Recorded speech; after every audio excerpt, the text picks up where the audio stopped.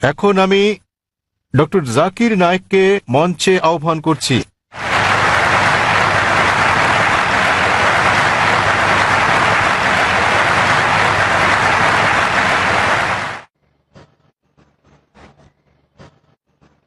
আলহামদুলিল্লাহ ওয়াসসালাতু ওয়াসসালাম আলা রাসূলিল্লাহ ওয়া আলা আলিহি ওয়া সাহবিহি আজমাইন, আম্মা বাদ। আউযু বিল্লাহি মিনাশ শাইতানির রাজীম, বিসমিল্লাহির রহমানির রহিম। ওয়া মান আহসানু ক্বাওলাম মিম্মান দাআ ইলাল্লাহি ওয়া আমিলা সলিহান ওয়া ক্বালা ইন্নানি মিনাল মুসলিমিন। রাব্বি ইশরাহ লি সাদরি ওয়া ইয়াসসির লি আমরি ওয়াহলুল উকদাতাম মিন লিসানি ইয়াফকাহু কাওলি। শ্রদ্ধেয় গুরুজনেরা এবং আমার প্রিয় ভাই বোনেরা, আমি আপনাদের স্বাগত জানাই ইসলামিক সম্ভাষণে। আসসালামু আলাইকুম ওয়া রাহমাতুল্লাহি ওয়া বারাকাতুহু। আল্লাহ সুবহানাহু ওয়া তাআলার দয়া, শান্তি ও রহমত আপনাদের সকলের উপর বর্ষিত হোক। আলহামদুলিল্লাহ, এটা আমার জন্য অত্যন্ত সম্মান এবং আনন্দের ব্যাপার যে চেন্নাইতে অনুষ্ঠানরত এই চতুর্থ শান্তি ইসলাম ধর্মীয় সম্মেলনে আসতে পেরে। আলহামদুলিল্লাহ, এটা আমার জন্য আরও সম্মানের। দ্বিতীয় শেষ দিনের প্রশ্নোত্তর পর্ব পরিচালনা করতে পেরে, যেমনটা বলেছেন ভাই জাকির আহমেদ, যে আমরা অনুরোধ করব যদি কোনো মুসলিম থেকে থাকেন তাদেরকে আগে প্রশ্ন করার সুযোগ দেওয়া হোক। মানুষ প্রায় অভিযোগ করে থাকেন আমার লেকচারের পরে প্রশ্নোত্তর পর্বের সময় কম থাকে বলে। এ কারণে আয়োজকরা আমরা যেটা করেছিলাম বোম্বেতে এই কয়েক মাস আগে, তারা একটা বিশেষ পর্বের ব্যবস্থা করেছেন শুধুমাত্র প্রশ্নোত্তরের জন্য। তাই আমরা প্রথমে অনুরোধ করব, এখানে যদি কোনো অমুসলিম থাকেন যারা প্রশ্ন করতে চান তাহলে তারা আগে সুযোগ পাবেন। যদি অমুসলিম কোনো প্রশ্ন করতে চান তারা যে কোনো প্রশ্ন করতে পারেন, ইসলাম ধর্ম নিয়ে বা হিন্দু ধর্ম বা খ্রিস্টান ধর্ম নিয়ে যে কোনো প্রশ্ন। আর যদি ইসলামের কোনো বিষয় সঠিক বলে মনে না হয়, ইসলামের কোনো নিয়মকানুনের সাথে যদি দ্বিমত পোষণ করেন, যদি কোরআনের কোনো বিষয়ের সাথে একমত না হন, সেটাও জিজ্ঞেস করতে পারেন। আমি যুবক মানুষ, আমি নিতে পারবো। অমুসলিমরা তাদের প্রশ্ন শেষ করার পর আমরা মুসলিম ভাইদের প্রশ্ন করতে বলবো, এবং আমি মুসলিম ভাইদের অনুরোধ করব তাদের প্রশ্নগুলো যেন শুধু ইসলাম এবং তুলনামূলক ধর্ম বিষয়ে থাকে। তাই আমি এখন স্বেচ্ছাসেবকদের অনুরোধ করব প্রথমে অমুসলিমদের প্রশ্ন করার সুযোগ করে দিতে। হ্যাঁ ভাই, আপনি বলেন। আমার নাম নবীন, আমি টিসিএস এ কাজ করি। যখনই কোনো মুসলিম ধর্ম উপদেশ দেয় তারা আল্লাহর নাম নিয়ে শুরু করে এবং মুহাম্মদের নামও বলে। তারা কেন যীশু খ্রিস্টের নাম বলে না, যিনি কিনা আল্লাহর একজন নবী ছিলেন? এবং আমার মনে হয় অনেকটা অজ্ঞতাবশতই মুসলিমরা যীশু খ্রিস্টকে নিয়ে কথা বলে। শুধু খ্রিস্ট ধর্ম নিয়ে কথা বলার সময়ই তাহলে মুসলিমরা যখন কথা বলা শুরু করে তারা কেন আল্লাহ এবং মুহাম্মদের নামের পর যীশু খ্রিস্টের নামও বলে না, যেহেতু তিনি নিজেও আল্লাহর একজন নবী ছিলেন? ভাই, খুব ভালো প্রশ্ন করেছেন যে যখন মুসলিমরা আলোচনা শুরু করে ইত্যাদি, তারা প্রথমে আল্লাহ সুবহানাহু ওয়া তাআলার নাম স্মরণ করেন, এরপর আল্লাহর রাসূল মুহাম্মদ সাল্লাল্লাহু আলাইহি সাল্লামের নাম নেন। কেন তারা নাম নেন না যীশু খ্রিস্টের, তার উপর শান্তি বর্ষিত হোক? আপনি মনে করছেন এটা করলে ভালোই হবে, যেহেতু আপনি জানেন যে ইসলামে যীশু খ্রিস্ট, তার উপর শান্তি বর্ষিত হোক, তিনিও আল্লাহ তাআলার একজন রাসূল ছিলেন, তিনিও ইসলামের একজন বার্তাবাহক। আল্লাহ কোরআনে বলেছেন সূরা ফাতির অধ্যায় নম্বর 35 আয়াত নম্বর 24, ওয়া ইম মিন উম্মাতিন ইল্লা খালাহা ফিহা নাযীর। এমন একটিও জাতি বা গোষ্ঠী নেই যাদের প্রতি আমি সতর্ককারী পাঠাইনি। আল্লাহ বলেন সূরা রাদ অধ্যায় 13 আয়াত নম্বর 7, ওয়া লিকুল্লি কওমিন হাদ। এবং প্রত্যেক জাতির প্রতি আমি একজন সতর্ককারী, একজন পথপ্রদর্শক পাঠিয়েছি। নামানুসারে কোরআনে মাত্র 25 জন নবীর কথা উল্লেখ রয়েছে, কিন্তু আমাদের প্রিয় নবী মুহাম্মদ সাল্লাল্লাহু আলাইহি ওয়াসাল্লাম বলেছেন, সহিহ হাদিসের উল্লেখ আছে, এটা মিশকাত আল মাসাবিতে, যে আমাদের প্রিয় নবী বলেছেন যে 1,24,000 পয়গম্বর পাঠিয়েছেন আল্লাহ সুবহানাহু ওয়া তাআলা এই পৃথিবীর বুকে, কিন্তু কোরআনে কেবল 25 জনের নামই পাওয়া যায়। আদম, ইব্রাহিম, মুসা, যিশু, মুহাম্মদ, তাদের সকলের উপর শান্তি বর্ষিত হোক। তো ভাই, আমি যদি আপনার কথা মেনে নেই যে আমাদের নাম উল্লেখ করা উচিত সকল নবী রাসূলদের, তাহলে 1,24,000 নবী রাসূলগণের নাম নিতে না পারলেও অন্তত কোরআনে বর্ণিত 25 জনের সকলেরই নাম নিতে হবে। তাহলে ভেবে দেখেন প্রথম বাক্যটি কত বড় হয়ে যাবে। আপনি যেটা বুঝতে পারছেন না তা হলো যে সকল নবী রাসূল নবী মুহাম্মদ সাল্লাল্লাহু আলাইহি সাল্লামের আগে এসেছিলেন তাদের পাঠানো হয়েছিল শুধু তাদের লোকদের জন্য, শেষ সময়ের জন্য। উদাহরণস্বরূপ কোরআনে আছে যীশু খ্রিস্ট তার উপর শান্তি বর্ষিত হোক, এটার উল্লেখ আছে সূরা সাফ অধ্যায় নম্বর 61 আয়াত নম্বর 6 যে তাকে পাঠানো হয়েছিল বনী ইসরায়েলের জন্য একজন দূত হিসেবে। এটা উল্লেখ আছে সূরা আলে ইমরানেও অধ্যায় নম্বর 3 আয়াত নম্বর 49 যে যীশু খ্রিস্টকে তারপর শান্তি বর্ষিত হোক পাঠানো হয়েছিল একজন দূত হিসেবে বনী ইসরায়েলের সন্তানদের জন্য। সুতরাং মুহাম্মদ সাল্লাল্লাহু আলাইহি ওয়াসাল্লামের আগে যারা এসেছেন সকল নবী রাসূলগণকে পাঠানো হয়েছিল তাদের নিজেদের লোকদের জন্য, সেই সময়ের জন্য। কিন্তু যেহেতু মুহাম্মদ সাল্লাল্লাহু আলাইহি সাল্লাম সর্বশেষ ও চূড়ান্ত নবী ছিলেন, তাকে শুধু আরব বা মুসলিমদের জন্য পাঠানো হয়নি, তাকে পাঠানো হয়েছিল সমগ্র মানব জাতির জন্য। এবং আল্লাহ বলেন সূরা আম্বিয়া অধ্যায় নম্বর 21 আয়াত নম্বর 107 ওয়ামা আরসালনাকা ইল্লা রাহমাতাল লিল আলামিন, আমি তো তোমাকে রহমত হিসেবে প্রেরণ করেছি সমগ্র পৃথিবীর জন্য, সমগ্র সৃষ্টি জগতের জন্য, সমগ্র মানবতার জন্য। সুতরাং মুহাম্মদ সাল্লাল্লাহু আলাইহি সাল্লাম যেহেতু সর্বশেষ এবং চূড়ান্ত নবী ছিলেন, তিনি শুধু মুসলিম বা আরবদের জন্য প্রেরিত হননি, এসেছিলেন সমগ্র মানব জাতির জন্য। এবং তিনি যে বার্তা নিয়ে এসেছিলেন তা শুধু একটা নির্দিষ্ট সময়ের জন্যই নয়, যেমনটা তার পূর্বে যারা এসেছিলেন তাদের বার্তা ছিল একটা নির্দিষ্ট সময়ের জন্য। কিন্তু যেহেতু নবী মুহাম্মদ সাল্লাল্লাহু আলাইহি সাল্লাম ছিলেন সর্বশেষ ও চূড়ান্ত নবী, তার বার্তা সময়ের বন্ধনে বাধা নয়, এটাকে অনুসরণ করতে হবে শেষ দিন পর্যন্ত। এ কারণে আপনি বর্তমানে যেখানেই থাকুন না কেন, হোক সে ভারত বা যুক্তরাষ্ট্র বা ইংল্যান্ড বা সৌদি আরব, পৃথিবীর যে কোনো প্রান্তে বর্তমানে আমাদের অনুসরণ করতে হবে সর্বশেষ ও চূড়ান্ত নবীকে, এবং তিনি হচ্ছেন নবী মুহাম্মদ সাল্লাল্লাহু আলাইহি সাল্লাম।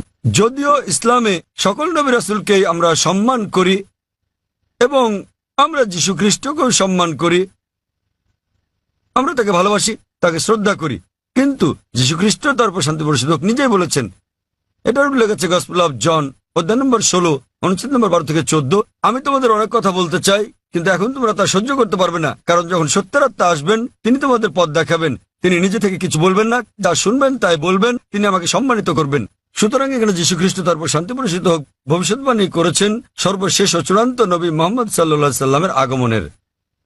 এই কারণে আমরা বিশ্বাস করি যে যীশু খ্রিস্ট তার উপর শান্তি বর্ষিত হোক এই পৃথিবীতে আবার প্রত্যাবর্তন করবেন, এবং খ্রিস্টানরাও এটা বিশ্বাস করে। তিনি যখন আসবেন তিনি নিজেও আনুগত্য করবেন আল্লাহ সুবহানাহু ওয়া তাআলার, এবং সর্বশেষ ও চূড়ান্ত নবী মুহাম্মদ সাল্লাল্লাহু আলাইহি সাল্লামের শিক্ষা মেনে চলবেন। তাই এটাই হচ্ছে কারণ যে যখন কোনো মুসলমান কোনো বক্তব্য শুরু করতে যায় অথবা শাহাদাত দেয়, প্রথমেই সে এক এবং একমাত্র আল্লাহ সুবহানাহু ওয়া তাআলার নাম স্মরণ করে, শুধু তিনি একমাত্র উপাসনার যোগ্য, আর কেউ নয়। এবং আমরা সর্বশেষ ও চূড়ান্ত নবী অর্থাৎ মুহাম্মদ সাল্লাল্লাহু আলাইহি সাল্লামের উপর বিশ্বাস স্থাপন করি, কারণ তিনি এমন এক পয়গম্বর যার শিক্ষা দীক্ষা আজ অনুসরণযোগ্য। পূর্ববর্তী সকল নবী রাসূলগণ ছিলেন সময়ের গণ্ডিভুক্ত একটা নির্দিষ্ট সময়ের জন্য এবং একটা নির্দিষ্ট গোত্রের লোকদের জন্য।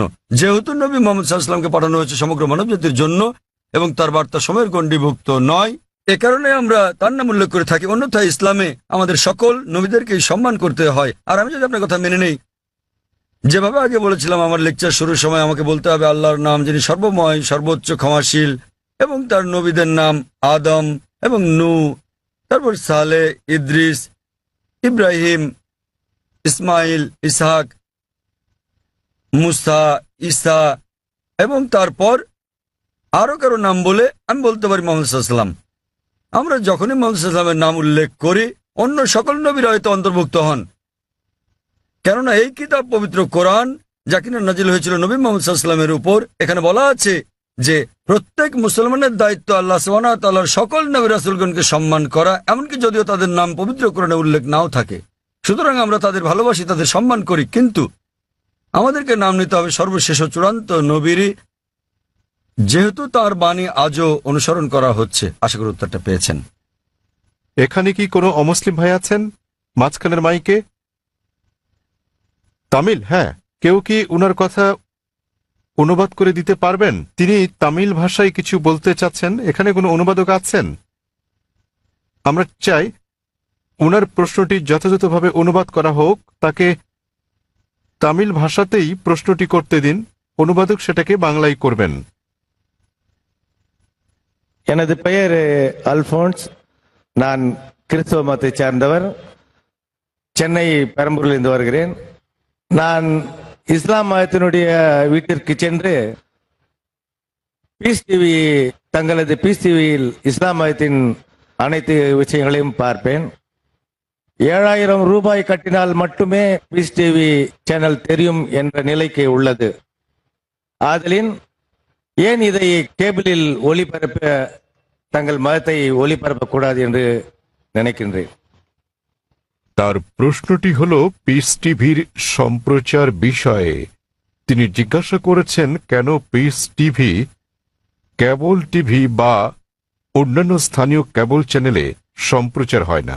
তিনি একজন খ্রিস্টান এবং তাকে একজন বন্ধুর বাসায় গিয়ে এই চ্যানেলটি দেখতে হয়। ভাই প্রশ্ন করেছেন যে তিনি একজন খ্রিস্টান এবং তিনি জানেন যে পিস টিভি স্যাটেলাইটের মাধ্যমে সম্প্রচার করা হয়, কেন কেবল অপারেটররা তাদের চ্যানেলে পিস টিভিকে রাখেন না? ভাই, এটা কেবল অপারেটরদেরকে জিজ্ঞেস করতে হবে। আমরা যা করছি তাহলে আমরা খেয়াল রাখছি যে পিস টিভি চালু আছে এবং এটা পৃথিবীর যে কোনো প্রান্ত থেকে দেখা যায় কিনা। আলহামদুলিল্লাহ, আমরা পিস টিভির 6টি আলাদা স্যাটেলাইট থেকে সম্প্রচার করছি এবং এটা পুরো পৃথিবী জুড়ে পৌঁছে যাচ্ছে। এশিয়া, মধ্যপ্রাচ্য, আফ্রিকা, অস্ট্রেলিয়া, ইউরোপ, উত্তর আমেরিকা, দক্ষিণ আফ্রিকা, সমগ্র বিশ্ব জুড়ে। আর ভারতের বিভিন্ন জায়গায় কেবল অপারেটররা পিস টিভিকে তাদের তালিকায় যোগ করেছেন, কেউ কেউ করছেন না। আপনি তাদেরকে জিজ্ঞেস করতে পারেন কেন তারা পিস টিভিকে তাদের তালিকায় যোগ করছেন না। আর দ্বিতীয়ত, কেউ যদি পিস টিভি দেখতে চান পৃথিবীর যে কোনো প্রান্ত থেকে, তিনি একটা ব্যক্তিগত ডিশ লাগিয়ে নিতে পারেন। বড় জোর 6,000 রুপি খরচ হবে। $150 খরচে পৃথিবীর যে কোনো প্রান্ত থেকে ডিশ এবং ডিকোডার বসালে এটা ফ্রি টু এয়ার চ্যানেল, আপনি এটা দেখতে পারবেন। আপনাকে মাসে মাসে টাকা দিতে হবে না। এটা free to air channel, dish এবং ডিকোডারের খরচ পড়বে প্রায় 6,000 রুপি। এটা আপনি বসাতে পারেন আপনার ছাদে বা বারান্দায় এবং ইনশাল্লাহ আপনি সারা জীবন দেখতে পারবেন, আপনাকে কোনো টাকা দিতে হবে না এর জন্য। আর আমাদের দুটো চ্যানেল আছে, একটা পিস টিভি ইংলিশ, আরেকটা হলো পিস টিভি উর্দু। তাই একবার ডিশ বসালে ইনশাল্লাহ আপনি দুটো চ্যানেলই দেখতে পারবেন। এবং আপনি যদি এটা আপনার বিল্ডিংয়ে বসান এবং 50টা বাড়িতে এই ডিশ লাইনটা ভাগ করে নেন, বাড়ি প্রতি হয়তো খরচ পড়বে মাত্র কয়েকশো রুপি। সুতরাং যে কেউ দেখতে চাইলে এইভাবে দেখতে পারেন। আর পিস টিভিকে ইন্টারনেটেও আমরা দিয়ে দিয়েছি। স্বাভাবিকভাবে ইন্টারনেটের গুণগত মান স্যাটেলাইটের তুলনায় অনেক নিম্নমানের হবে। আপনি ইন্টারনেটে www.peacetv.org এই সাইটে দেখতে পারবেন। এমনকি মোবাইলেও সম্প্রতি আমরা পিস টিভি মোবাইলও চালু করেছি। আপনার কাছে যে হ্যান্ডসেটই থাকুক না কেন, নোকিয়া অথবা আইফোন, আমরা চেষ্টা করছি বিশ্বের 80% হ্যান্ডসেটের জন্য এটাকে সহজলভ্য করতে। তবে ফোনটা যত উঁচু মানের হবে, যদি আপনি তৃতীয় প্রজন্মের ফোন নিয়ে থাকেন এর মান অনেক উন্নত হবে। যদি ওয়াইফাই ব্যবহার করেন উন্নত মান পাবেন। সুতরাং হ্যান্ডসেটের উপর নির্ভর করে আপনি মোবাইলেও পিস টিভি দেখতে পারেন। এটা সম্পূর্ণ বিনামূল্যে। এর ওয়াপ ইন্টারনেটের জন্য www.peacetv.org, মোবাইলের জন্য এর ওয়াপ wap.peacetv.org। আশা করি উত্তরটা পেয়েছেন। হ্যাঁ বোন, আপনার প্রশ্নটি করুন। শুভ সন্ধ্যা, আমার নাম নিখিলা। আমি ডেন্টালের একজন ছাত্রী। ইসলাম সম্পর্কে আমার জ্ঞান আসলেই কম। আমি যতটুকু জানি আমার বন্ধুদের কাছ থেকে শুনেছি। আমার প্রশ্ন হচ্ছে, আমি একটি পোস্টারে দেখেছি যে বলা আছে সঙ্গীত এবং নৃত্য ইসলামে গ্রহণযোগ্য নয়। এটা কেন? মানে আমি বলতে চাইছি যে আপনি এটা এমনি এমনি বলতে পারেন না যে গান বাজনা বা নৃত্য করো না। যেমন আপনি যদি বলেন যে ভরতনাট্যম বা অন্য কোনো নৃত্যের ব্যাপারে যেখানে সঙ্গীত আছে, এমনকি এমনিতেও আমরা সঙ্গীতের মাধ্যমে ঈশ্বরের প্রশংসা বা নিজেদের আবেগ প্রকাশ করে থাকি, তাহলে গান বাজনা গ্রহণযোগ্য নয় কেন? বোন জিজ্ঞেস করলেন যে কেন ইসলাম ধর্মের সঙ্গীত এবং নৃত্য নিষিদ্ধ। প্রথমে আমি সঙ্গীত নিয়ে বলছি, এরপরে নৃত্য। সঙ্গীতের ব্যাপারে বলা যাবে, আমাদের প্রিয় নবী মুহাম্মদ সাল্লাল্লাহু আলাইহি ওয়াসাল্লাম বলেছেন যে সঙ্গীতের বাদ্যযন্ত্র সাধারণ নিয়মে সবই নিষিদ্ধ, তবে তিনি যেটার অনুমতি দিয়েছিলেন সেটা দাফ, একপাশে খোলা ড্রাম যাকে বলা হয় ডাফ বা ডাফলি। বাকি সবগুলোই নবী নিষিদ্ধ করেছেন, কারণ আপনি যদি ভেবে দেখেন এটা আপনাকে দূরে নিয়ে যায় আল্লাহ সুবহানাহু ওয়া তাআলার জিকির থেকে, সর্বশক্তিমানকে স্মরণ করা থেকে। এ কারণে যখন আমরা এরকম গান শুনি, যেমন ধরেন সিনেমার গান হোক, সেটা হিন্দি, মালায়ালাম, তামিল বা অন্য কিছু, আপনি দেখবেন যে এই হিন্দি সিনেমার গানগুলোর বেশিরভাগ কথায় একেবারে বাস্তবতা বহির্ভূত। আপনি জানেন যে নায়ক নায়িকাকে বলছে, मैं तुम्हारे लिए चांद तोड़ के लेके आऊंगा, मैं तुम्हारे लिए सितारे तोड़ के लेके आऊंगा। আমি তোমার জন্য চাঁদ নিয়ে আসবো, আমি তোমার জন্য তারা নিয়ে আসবো। আমরা জানি এটা সম্ভব না, কোনো মানুষ তার প্রেমিকার জন্য চাঁদ তারা নিয়ে আসতে পারে না। তবুও আমরা বলে থাকি পরিস্থিতি বা আবেগ ইত্যাদির কারণে। তো এই কারণে সাধারণ অনুশাসন হচ্ছে যে সঙ্গীত একজন মানুষকে আল্লাহ সুবহানাহু ওয়া তাআলার কাছ থেকে দূরে নিয়ে যায়। এ কারণে আমাদের প্রিয় নবী বাদ্যযন্ত্রকে নিষিদ্ধ করেছেন দাফ ছাড়া, অথবা সাধারণভাবে কণ্ঠস্বর। উদাহরণস্বরূপ যদি কেউ কোরআন আবৃত্তি করে তার কণ্ঠ সুন্দর, সেটা ঠিক আছে, কারণ এটা একজন মানুষকে আল্লাহ সুবহানাহু ওয়া তাআলার দিকে নিয়ে আসে। নেপথ্য বাদ্যযন্ত্রের আওয়াজ থাকলে যদি এটা একটা বিশেষ আবেগের সৃষ্টি করে, তাহলে গান গাওয়ার ক্ষেত্রে এটা হচ্ছে মুবাহ, ঐচ্ছিক, যতক্ষণ পর্যন্ত গানের কথাগুলো নিয়ে যাচ্ছে আল্লাহ সুবহানাহু ওয়া তাআলার দিকে। যদি গানের কথাগুলো আপনাকে আল্লাহর কাছ থেকে দূরে সরিয়ে নিয়ে যায়, তাহলে সে ধরনের গানও নিষিদ্ধ। এবার আসি দ্বিতীয় ভাগে, নৃত্য করা কেন নিষিদ্ধ। কোরআনে এমন কোনো আয়াত নেই, অথবা আমার জানা মতো কোনো হাদিস নেই যেখানে বলা আছে যে নৃত্য করা হচ্ছে হারাম। কিন্তু সাধারণভাবে যেহেতু মানুষ নাচে অন্য মানুষদের দেখানোর জন্য, আপনারা জানেন যে মঞ্চে নৃত্য পরিবেশন করা হয়, যেমন ভরতনাট্যম। আপনি মঞ্চে ভরতনাট্যম করছেন আর হাজার হাজার লোক আপনাকে দেখছে। সাধারণভাবে যদি হিজাবের দিক থেকে বলি, আমরা চাইবো না যে উন্মুক্ত হোক আমাদের মহিলারা, আমাদের মায়েরা, আমাদের বোনেরা, আমাদের কন্যারা মঞ্চে উঠুক আর হাজার হাজার লোক তাদের দেখুক। তো যে কোনো পেশা যেখানে শরীরকে প্রদর্শন করা হয়ে থাকে মানুষকে বিনোদন দেওয়ার জন্য, সেটা নিষিদ্ধ। এই কারণেই মানুষজনের সামনে নাচা অথবা নাচ করা কোনো পার্টিতে যেখানে বিপরীত লিঙ্গের মানুষেরা থাকে, বেশিরভাগ ক্ষেত্রে নাচের নিয়মগুলো এগুলো ইসলামী শরিয়ার বিরুদ্ধে যায়। যখন আপনি নাচেন বেশিরভাগই জোড়া বেঁধে, ছেলে এবং মেয়ে, আর তাদের মধ্যে বেশিরভাগই গার্লফ্রেন্ড বয়ফ্রেন্ড, এবং তারা অন্য মানুষদের সামনে নাচে। সুতরাং যেহেতু এটা ইসলামী হিজাবের নিয়মের পরিপন্থী, এ কারণেই বলা হয় এটা নিষিদ্ধ, কারণ এটা হিজাবের নিয়মের বিপরীত। তাই বুঝতে হবে যে যখন নাচ করছেন, আপনি মানুষজনের সামনে নাচ করছেন, পার্টিতে যাচ্ছেন, আবার ঘুরে বেড়াচ্ছেন, আর না হলে শুধু স্বামী স্ত্রী মিলে যেভাবে খুশি সময় কাটাতে পারেন, যতক্ষণ এটা শরিয়ার বিরুদ্ধে না যাচ্ছে।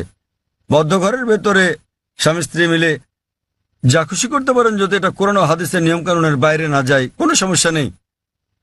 কিন্তু যেহেতু বেশিরভাগ সময় নাচ শরীরকে প্রদর্শন করে থাকে, এতে গান থাকে, নাচ থাকে, আপনি মঞ্চে উঠছেন আর লোকেরা আপনাকে দেখছে, তাই এটা শরিয়ার হিজাবের নিয়মের বিরুদ্ধে। এ বিষয়ে আমার ভিডিও ক্যাসেট দেখেন, ইসলামে নারীর অধিকার আধুনিক না সেকেলে, সেখানে বিস্তারিত আছে কেন আমরা মুসলিমরা নারীদের নিরাপত্তা দেই, ভালোবাসি, তাদেরকে কি চোখে দেখি।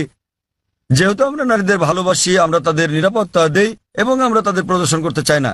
এই কারণেই যে সমস্ত পেশায় প্রকাশ্যে গান গাওয়া বা নাচ করা অথবা মডেলিং এর ব্যাপার আছে, সেগুলো নারীর জন্য নিষিদ্ধ। আশা করি উত্তরটা পেয়েছেন। যদি কোনো অমুসলিম থাকেন, জাকির ভাই যেটা বলেছেন, যদি কোনো অমুসলিম কোনো প্রশ্ন করতে চান, নির্দ্বিধায় করতে পারেন। আপনার যে কোনো প্রশ্ন ইসলাম নিয়ে অথবা অন্য কোনো ধর্ম নিয়ে, ইসলাম এবং তুলনামূলক ধর্ম নিয়ে যে কোনো প্রশ্ন অথবা ইসলামের কোনো বিষয় যদি আপনার কাছে সঠিক মনে না হয়, এটাই সুযোগ। আপনি যে কোনো প্রশ্ন করতে পারেন। জনমানুষের সামনে এভাবে খোলামেলা প্রশ্ন করার সুযোগ সত্যি দুর্লভ। একজন অমুসলিম ভাই আছেন। আপনি কি অমুসলিম? হ্যাঁ ভাই, আপনার প্রশ্ন করুন। হ্যাঁ। আসসালামু আলাইকুম ভাই জাকির, এবং শুভ সন্ধ্যা আমার ইসলামী ভাইদের এবং অন্য ধর্মের ভাইদেরও। আমার নাম রামজি জয়রামান। আমি আমেরিকার একজন টেকনোলজিস্ট, সেখানে প্রায় ৩৫ বছর ধরে বাস করছি। আর গত ৩ বছর ধরে আমি আধ্যাত্মিকতা চর্চা করছি আমার জীবিতকালেই একটা আত্মিক মুক্তির উদ্দেশ্যে। আমি কোরআন শরীফ পড়েছি। আমার একজন বন্ধু আছে, বলতে পারেন আজীবনের বন্ধু। গত ৪৫ বছর ধরে সে একজন খাঁটি মুসলমান। আমার প্রশ্ন হচ্ছে, প্রথমে আমাকে একটি কথা বলতে দিন, তারপর আমি আমার প্রশ্নটি করব। আমরা যখন কিছু বুঝতে চাই, হোক সেটি ধর্ম নিরপেক্ষ অথবা ধর্মীয়, আমরা বই পড়ে সেটি জানি, কিন্তু যখন আমরা বইটি পড়ি আমরা সেটা বুঝে বুঝেই পড়ি। তাই যদি হয় তাহলে কেন প্রায় 1 ঘন্টা ধরে আপনার ছেলে বক্তৃতা করেছিল কোরআন বুঝে পড়ার বিষয়ে, বিশেষত সৌদি আরবের ভাষা আরবি ভাষার বিষয়ে? কেননা আমি যা অনুভব করি এবং চর্চা করি যে কোরআন ভাষার অনেক ঊর্ধ্বে, তো প্রত্যেক মুসলমানের আরবি ভাষা শিখতে হবে। বিষয়টা আমার কাছে কিছুটা জোর জবরদস্তিমূলক মনে হয়েছে। কোরআন কি তাই বলে? ভাই একটা ভালো প্রশ্ন করেছেন। বললেন যে তিনি আধ্যাত্মিকতা শিখতে চান এবং তিনি কোরআন পড়েছেন, কিন্তু তিনি বুঝতে পারেননি যে কেন একটা বক্তৃতা যা ফারিক নায়েক করেছিল আমার ছেলে কোরআন বুঝে পড়ার জন্য আরবি ভাষা শেখার গুরুত্ব নিয়ে, আর এটা কেন আবশ্যিক। আপনি যদি আমার ছেলের পুরো আলোচনাটা শুনে থাকেন, সে কখনো এটা বলেনি যে প্রত্যেক মুসলমানের জন্য আরবি শেখা আবশ্যিক। সে কখনোই বলেনি। আরবি জানাটা বেহেশতে যাওয়ার জন্য পূর্ব শর্ত নয়, কারণ আমি নিজেও আরবি জানি না। আমি নিজেও আরবি একটা ভাষা হিসেবে শিখিনি, এদিক সেদিকে একটু একটু বুঝতে পারি। আমি আরবি ভাষা জানি না, কিন্তু আমার ছেলে জানে মাশাআল্লাহ, সে আমার চেয়ে ভালো জানে। সে কোরআন সরাসরি অনুবাদ করতে পারে, আমি পারি না। কিন্তু তার আলোচনায় যদি আপনি শুনে থাকেন, সে বলেছিল যে যদি আপনি আরবি না জানেন কমপক্ষে অনুবাদটা পড়েন। তো তার বক্তব্য ছিল কোরআন বুঝে পড়া উচিত, আর প্রশ্ন ছিল আল কোরআন কি বুঝে পড়া উচিত, হ্যাঁ অথবা না? আর উত্তর ছিল হ্যাঁ। সে আবশ্যক। সে বলেছিল আপনার কমপক্ষে অর্থ বুঝে পড়া উচিত কোরআন, আর কোরআন বুঝে পড়ার সবচেয়ে ভালো উপায় হচ্ছে আরবিকে ভাষা হিসেবে শেখা। আপনি যখনই কোনো বই অনুবাদ করেন, কোনো সাধারণ বই অনুবাদ করতে গেলে অনুবাদটা কখনো 100% সঠিক হবে না। এটা হতে পারে 80%, 90%, 99%। ভাষাটা যত বেশি কঠিন হবে, যত বেশি বিশুদ্ধ হবে, অনুবাদ তত বেশি কঠিন হবে। কোরআন হচ্ছে পৃথিবীর সবচেয়ে অনুবাদ অযোগ্য বই। তাই কোরআনের অনুবাদ কখনোই কোরআনের অনুরূপ হবে না, কারণ আরবি ভাষাটা এতই শক্তিশালী, এতই বিশুদ্ধ, আর এছাড়া এটা সর্বশক্তিমান আল্লাহ সুবহানাহু ওয়া তাআলার বাণী। এই কারণেই সর্বোৎকৃষ্ট উপায় হচ্ছে আরবিকে ভাষা হিসেবে শেখা। দ্বিতীয়ত, আপনি যদি আরবি ভাষা না জানেন, তাহলে সে বলেছিল যে ভাষাটা ভালো জানেন সেই ভাষায় অনুবাদটা পড়েন। আপনি ইংরেজি জানলে ইংরেজিতে পড়ুন, তামিল জানলে তামিলে পড়ুন, হিন্দি জানলে হিন্দিতে, বাংলায় জানলে বাংলায় কোরআনের অনুবাদ পড়ুন। সে যা বলেছিল তার মূল বক্তব্য ছিল কোরআন পড়ুন অর্থ সহকারে। এখন এই প্রশ্নটা একজন সাধারণ মানুষের পক্ষে খুবই স্বাভাবিক। আপনার প্রশ্ন ছিল কেন একজন মানুষ বলবে যে বইটি অর্থ বুঝে পড়ো? অর্থ তো বোঝাই গেছে। যখনই কোনো বই পড়া হয় সেটি তো অর্থ বুঝেই পড়া উচিত। কিন্তু আপনি বুঝতে পারেননি যে মুসলিম সম্প্রদায়ের মধ্যে দুঃখজনকভাবে, যেমনটা আমার ছেলে বলেছে, যে শতকরা 80%-এরও বেশি মুসলমান আরব নন এবং তারা আরবি ভাষা জানেন না। এখানে নবীর একটা হাদিস আছে, তিনি বলেছেন যদি তোমরা কোরআন তেলাওয়াত করো তো সব পাবে। সেই কারণে বেশিরভাগ মুসলিম যখন কোরআন পড়ে তারা আরবিতেই পড়ে, কিন্তু তার অর্থটা বোঝে না। তাই এটা পৃথিবীর সবচেয়ে বেশিবার পড়া বই, কিন্তু একই সাথে অর্থ না বুঝে সবচেয়ে বেশিবার পড়া বই ওইটি। তো আমার ছেলে বলেছিল আরবি অংশটা পড়ার পরে যা বেশিরভাগ অমুসলিমই বোঝেন না, অন্তত সেই অংশের অনুবাদটা পড়েন সেই ভাষায়, যে ভাষাটা আপনি ভালো বোঝেন। সে জোর দিচ্ছিল যে কোরআন নির্দেশনামূলক গ্রন্থ, এটি সর্বশক্তিমান আল্লাহর গ্রন্থ।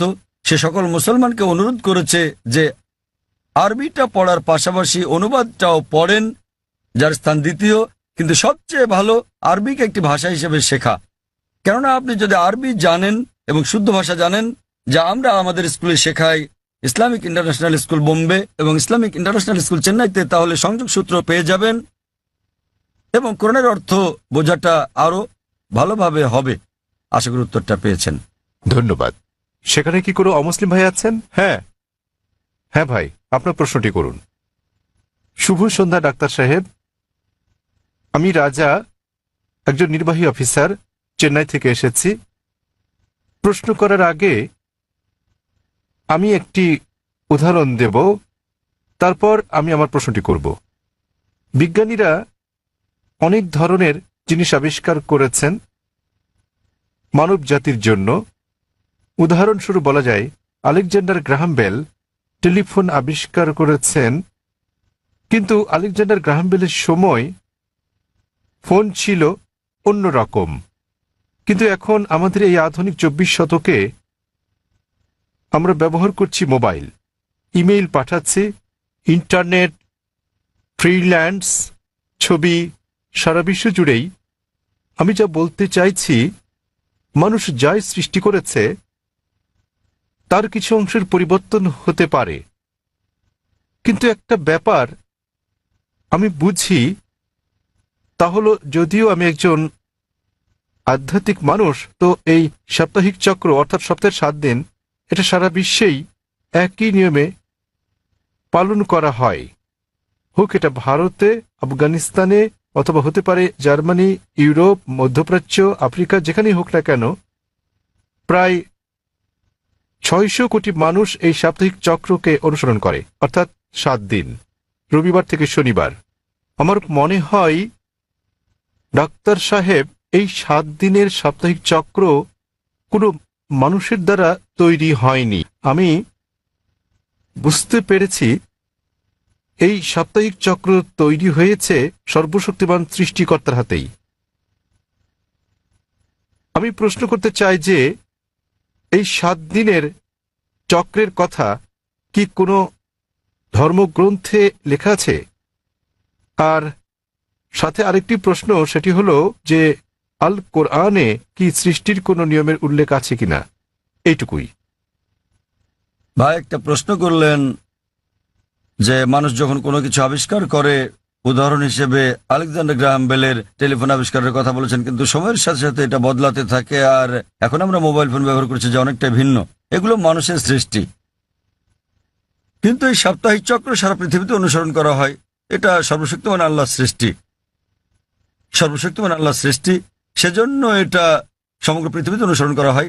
তিনি জানতে চান যে এই পৃথিবীর এই আবিষ্কারের কথা কোরআনে অথবা আগের ধর্মগ্রন্থগুলোতে উল্লেখ আছে কি না। ভাই আপনাকে একটা কথা বলি, আমি আপনার সঙ্গে একমত। মানুষ যখন কোনো কিছু আবিষ্কার করে সেটার বিবর্তন হতে থাকে, উন্নতি হতে থাকে, শুধুমাত্র আল্লাহরটা ছাড়া। আল্লাহ হলেন নিখুঁত, তিনি কিছু সৃষ্টি করলে সেটা নিখুঁতভাবে সৃষ্টি করেন, অথবা তিনি ধাপে ধাপে এটাকে উন্মোচন করতে পারেন, কারণ সৃষ্টির জন্য তিনি যেটা সৃষ্টি করেছেন মানুষের জন্য তারা বুঝতে নাও পারে। উদাহরণস্বরূপ তিনি অনেক নবী পাঠিয়েছেন। প্রথম নবী ছিলেন আদম আলাইহিসসালাম, এবং তারপর অনেক নবী পাঠিয়েছেন, 1,24,000। সর্বশেষ নবী মুহাম্মদ সাল্লাল্লাহু আলাইহি সাল্লাম, তিনি অনেক বাণী পাঠিয়েছেন, অনেক গ্রন্থ। কিছু কিছু গ্রন্থের কথা কোরআনে উল্লেখ আছে, তাওরাত, জবুর, ইনজিল, এবং সর্বশ্রেষ্ঠ কোরআন। এমন না যে সর্বশক্তিমান আল্লাহ কোরআনের সম্পর্কে জানতেন না। ওই সময় মানুষ সেই বার্তাটা গ্রহণ করার উপযুক্ত ছিল না, তাই মানুষের অনুধাবন ক্ষমতার উপর ভিত্তি করে তিনি একের পর এক গ্রন্থ পাঠিয়েছেন। যখন তিনি দেখলেন যে মানুষ এবার মর্ম বুঝতে পারবে, তখন তিনি সর্বশেষ চূড়ান্ত গ্রন্থ আর সর্বশেষ চূড়ান্ত নবী মুহাম্মদ সাল্লাল্লাহু আলাইহি সাল্লামকে পাঠালেন। এবার আপনার প্রশ্নে আসি, সাপ্তাহিক চক্রের ব্যাপারে। 7 দিন সমগ্র পৃথিবীতে অনুসরণ করা হয়। আপনি বলেছেন রবিবার থেকে শনিবার। এই 7 দিনের চক্র সারা পৃথিবীতেই আছে, কিন্তু এটা সব জায়গায় এক নয়। আপনি যদি যান কোনো মুসলিম দেশে, রবিবার ছুটির দিন নয়, শুক্রবার ছুটির দিন, তাই এটা রবিবার থেকে শনিবার নয়, এটা শুক্রবার থেকে বৃহস্পতিবার, কিন্তু এটা 7 দিনই। তো এই 7 দিনের চক্রটা একই আছে, দিনগুলো ভিন্ন হতে পারে, যেমন এইসব ছুটির দিন ইত্যাদি। আর একইভাবে আপনি যদি বাইবেল পড়েন, বাইবেলের 7 দিনের কথা বলে থাকে সৃষ্টিকালের ব্যাপারে। এমনকি ইহুদি ধর্মগ্রন্থ এই কথা বলা আছে, পবিত্র কোরআনে ওই কথা আছে, হাদিসে ওই কথা বলে থাকে। কোরআনে বলা আছে অনেক জায়গায় যে সর্বশক্তিমান আল্লাহ পৃথিবী তৈরি করেছেন 6 দিনে, 6টি পর্যায়ে। এ ব্যাপারে পবিত্র কোরআন এবং অন্যান্য ধর্মগ্রন্থ প্রায় একই কথা বলা আছে, কিন্তু ভালোভাবে দেখলে অনেক পার্থক্য আছে। কোরআন যেভাবে বলেছে তা অনেক বেশি বিজ্ঞানসম্মত, অন্যান্য ধর্মগ্রন্থের কথা অতটা বিজ্ঞানসম্মত নাও হতে পারে। উদাহরণস্বরূপ বাইবেলে এই ব্রহ্মাণ্ডের সৃষ্টি বিষয়ে বলা আছে, সেখানে বলা আছে সর্বশক্তিমান ঈশ্বর 6 দিনে পৃথিবী তৈরি করলেন এবং 7ম দিনে বিশ্রাম নিলেন। এর মানে ঈশ্বরেরও বিশ্রামের প্রয়োজন হয়। কোরআনও বলে যে সর্বশক্তিমান আল্লাহ 6 দিনে পৃথিবী তৈরি করলেন, কিন্তু এটা বলেন যে 7ম দিনে বিশ্রাম নিয়েছেন। কেন? কারণ পবিত্র কোরআনে আছে সূরা বাকারা অধ্যায় নম্বর 2 আয়াত নম্বর 255, এটা আয়াতুল কুরসি। আল্লাহু লা ইলাহা হাইয়ুল কাইয়ুম লা তাখুযু সিনাতুন ওয়া লা নাওম লাহু মা ফিস সামাওয়াতি ওয়া মা ফিল আরদ। যে তিনি চিরকালীন, তিনি সর্বশক্তিমান, তিনি একক, কোন তন্দ্রা তাকে স্পর্শ করে না, তার বিশ্রামেরও দরকার নেই।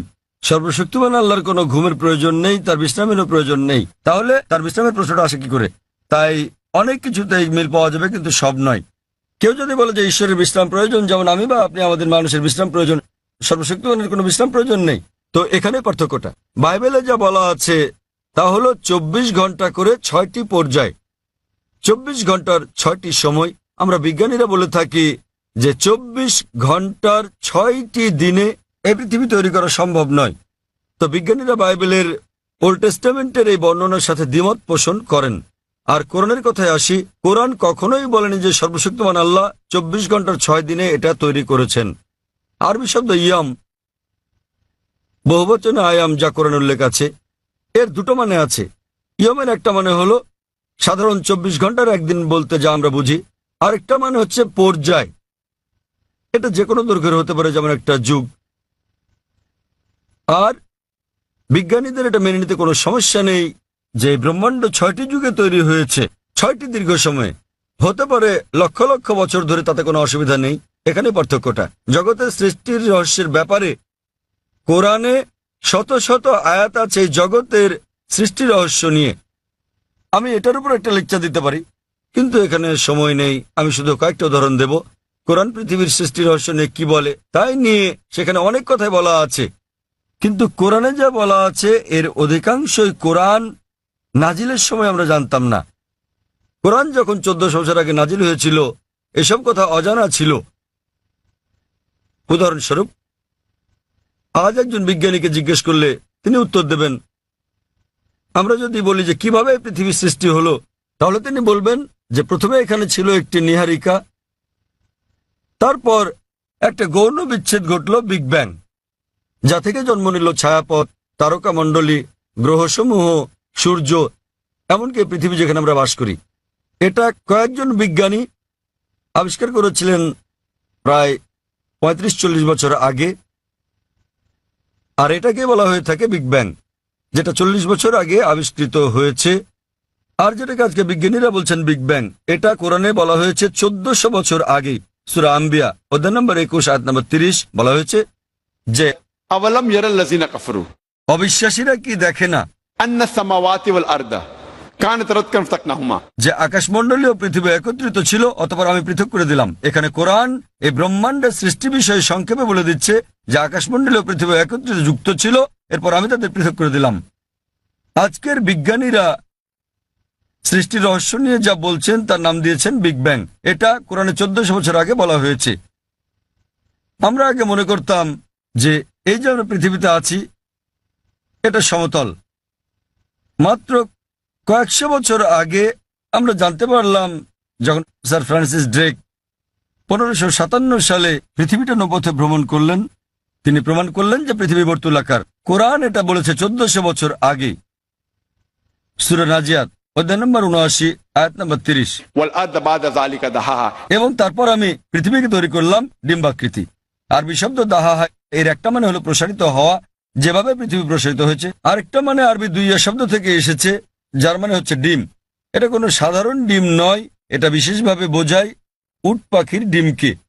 এবং আমরা জানি পৃথিবী একটা বলের মতো সম্পূর্ণ গোলাকার নয়, এটা দুই প্রান্তে একটু চ্যাপ্টা। এবং আমরা যদি একটা উট পাখির ডিমের আকৃতি চিন্তা করি, সেটাও আসলে বর্তুলাকৃতির। একবার চিন্তা করেন, কোরআন পৃথিবীর বর্তুলাকৃতির কথা বলেছে 1400 বছর আগেই। আগে আমরা মনে করতাম চাঁদের আলো তার নিজস্ব আলো।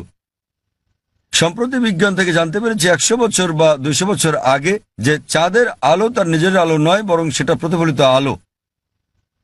কোরআন এটা বলেছে 1400 বছর আগেই।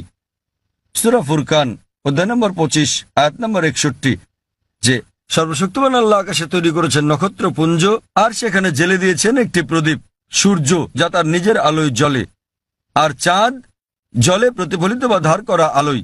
চাঁদের আলোর আরবি শব্দ হচ্ছে মুনির বা নূর, যার মানে হচ্ছে ধার করা বা প্রতিফলিত আলো। কিন্তু সূর্যের আলোর জন্য ব্যবহৃত হচ্ছে ওয়াহাজ, সিরাজ, দিয়া, অর্থাৎ মশাল।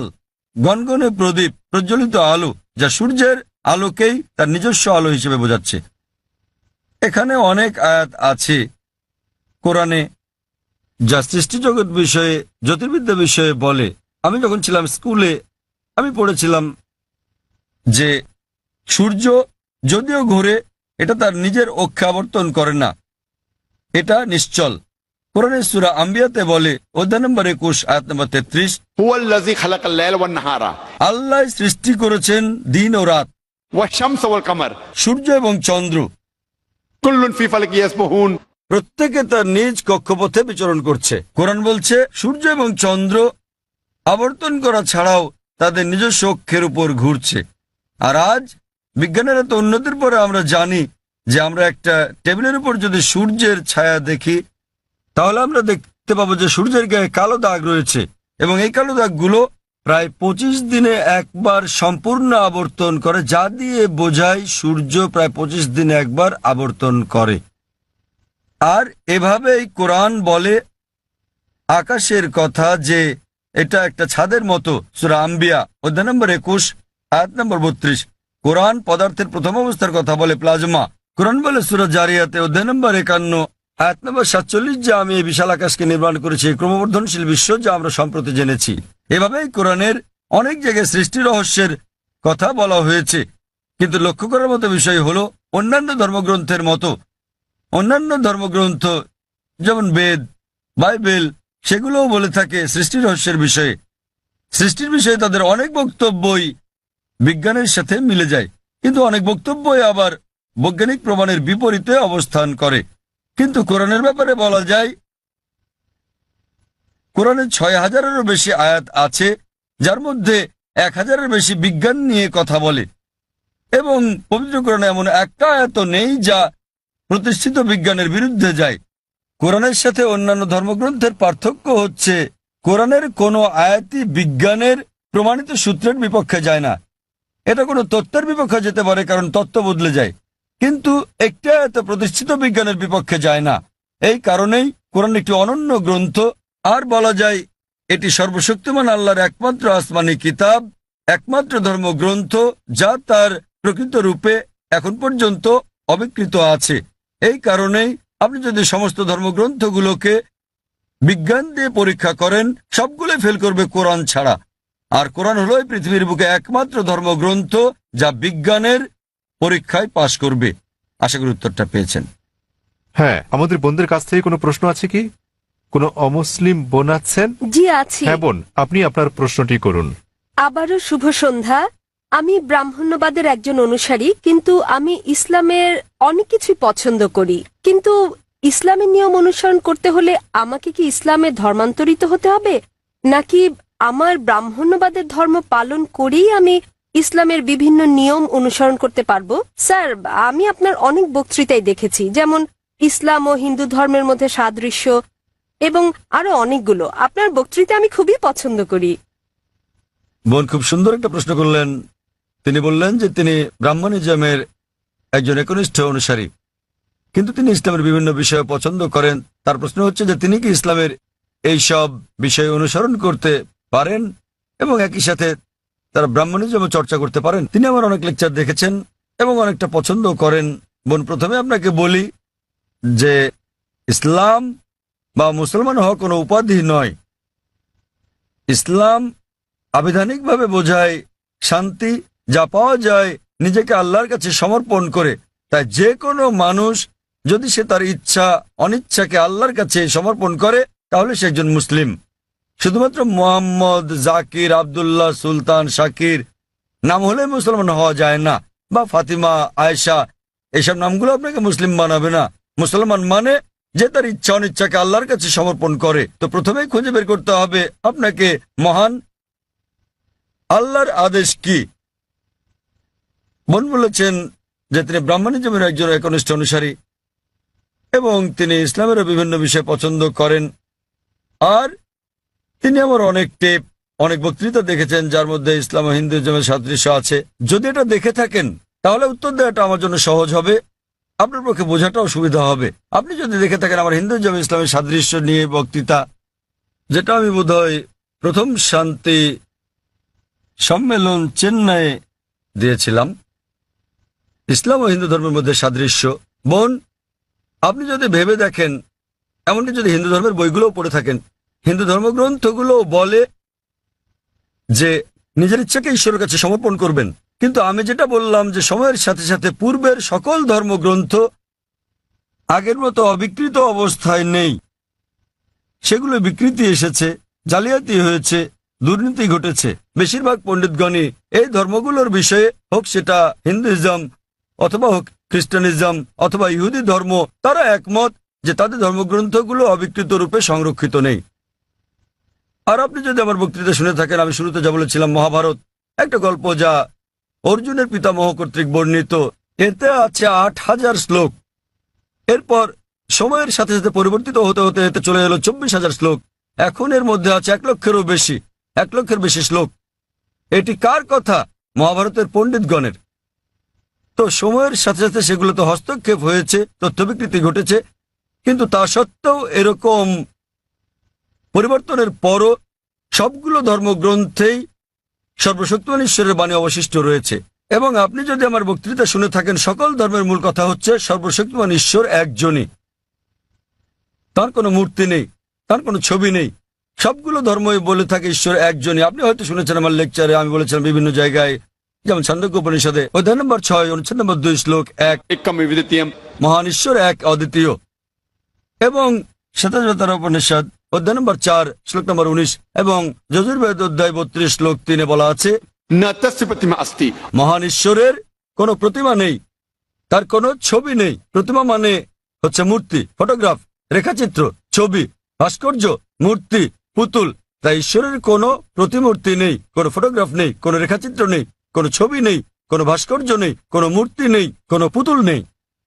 তাই সকল ধর্মগ্রন্থই জোর দেয় সর্বশক্তিমান ঈশ্বরের একত্বের উপর। আর হিন্দু ধর্মের ব্রহ্মসূত্রটি হচ্ছে एकम ब्रह्म द्योतय नास्ते नैना नास्ते किंचन। भगवान एक ही है, दूसरा नहीं है, नहीं है, नहीं है, जरा भी नहीं है। ঈশ্বর একজনই, দ্বিতীয় কেউ নেই, কেউ নেই, কেউ নেই, কোথাও কেউ নেই।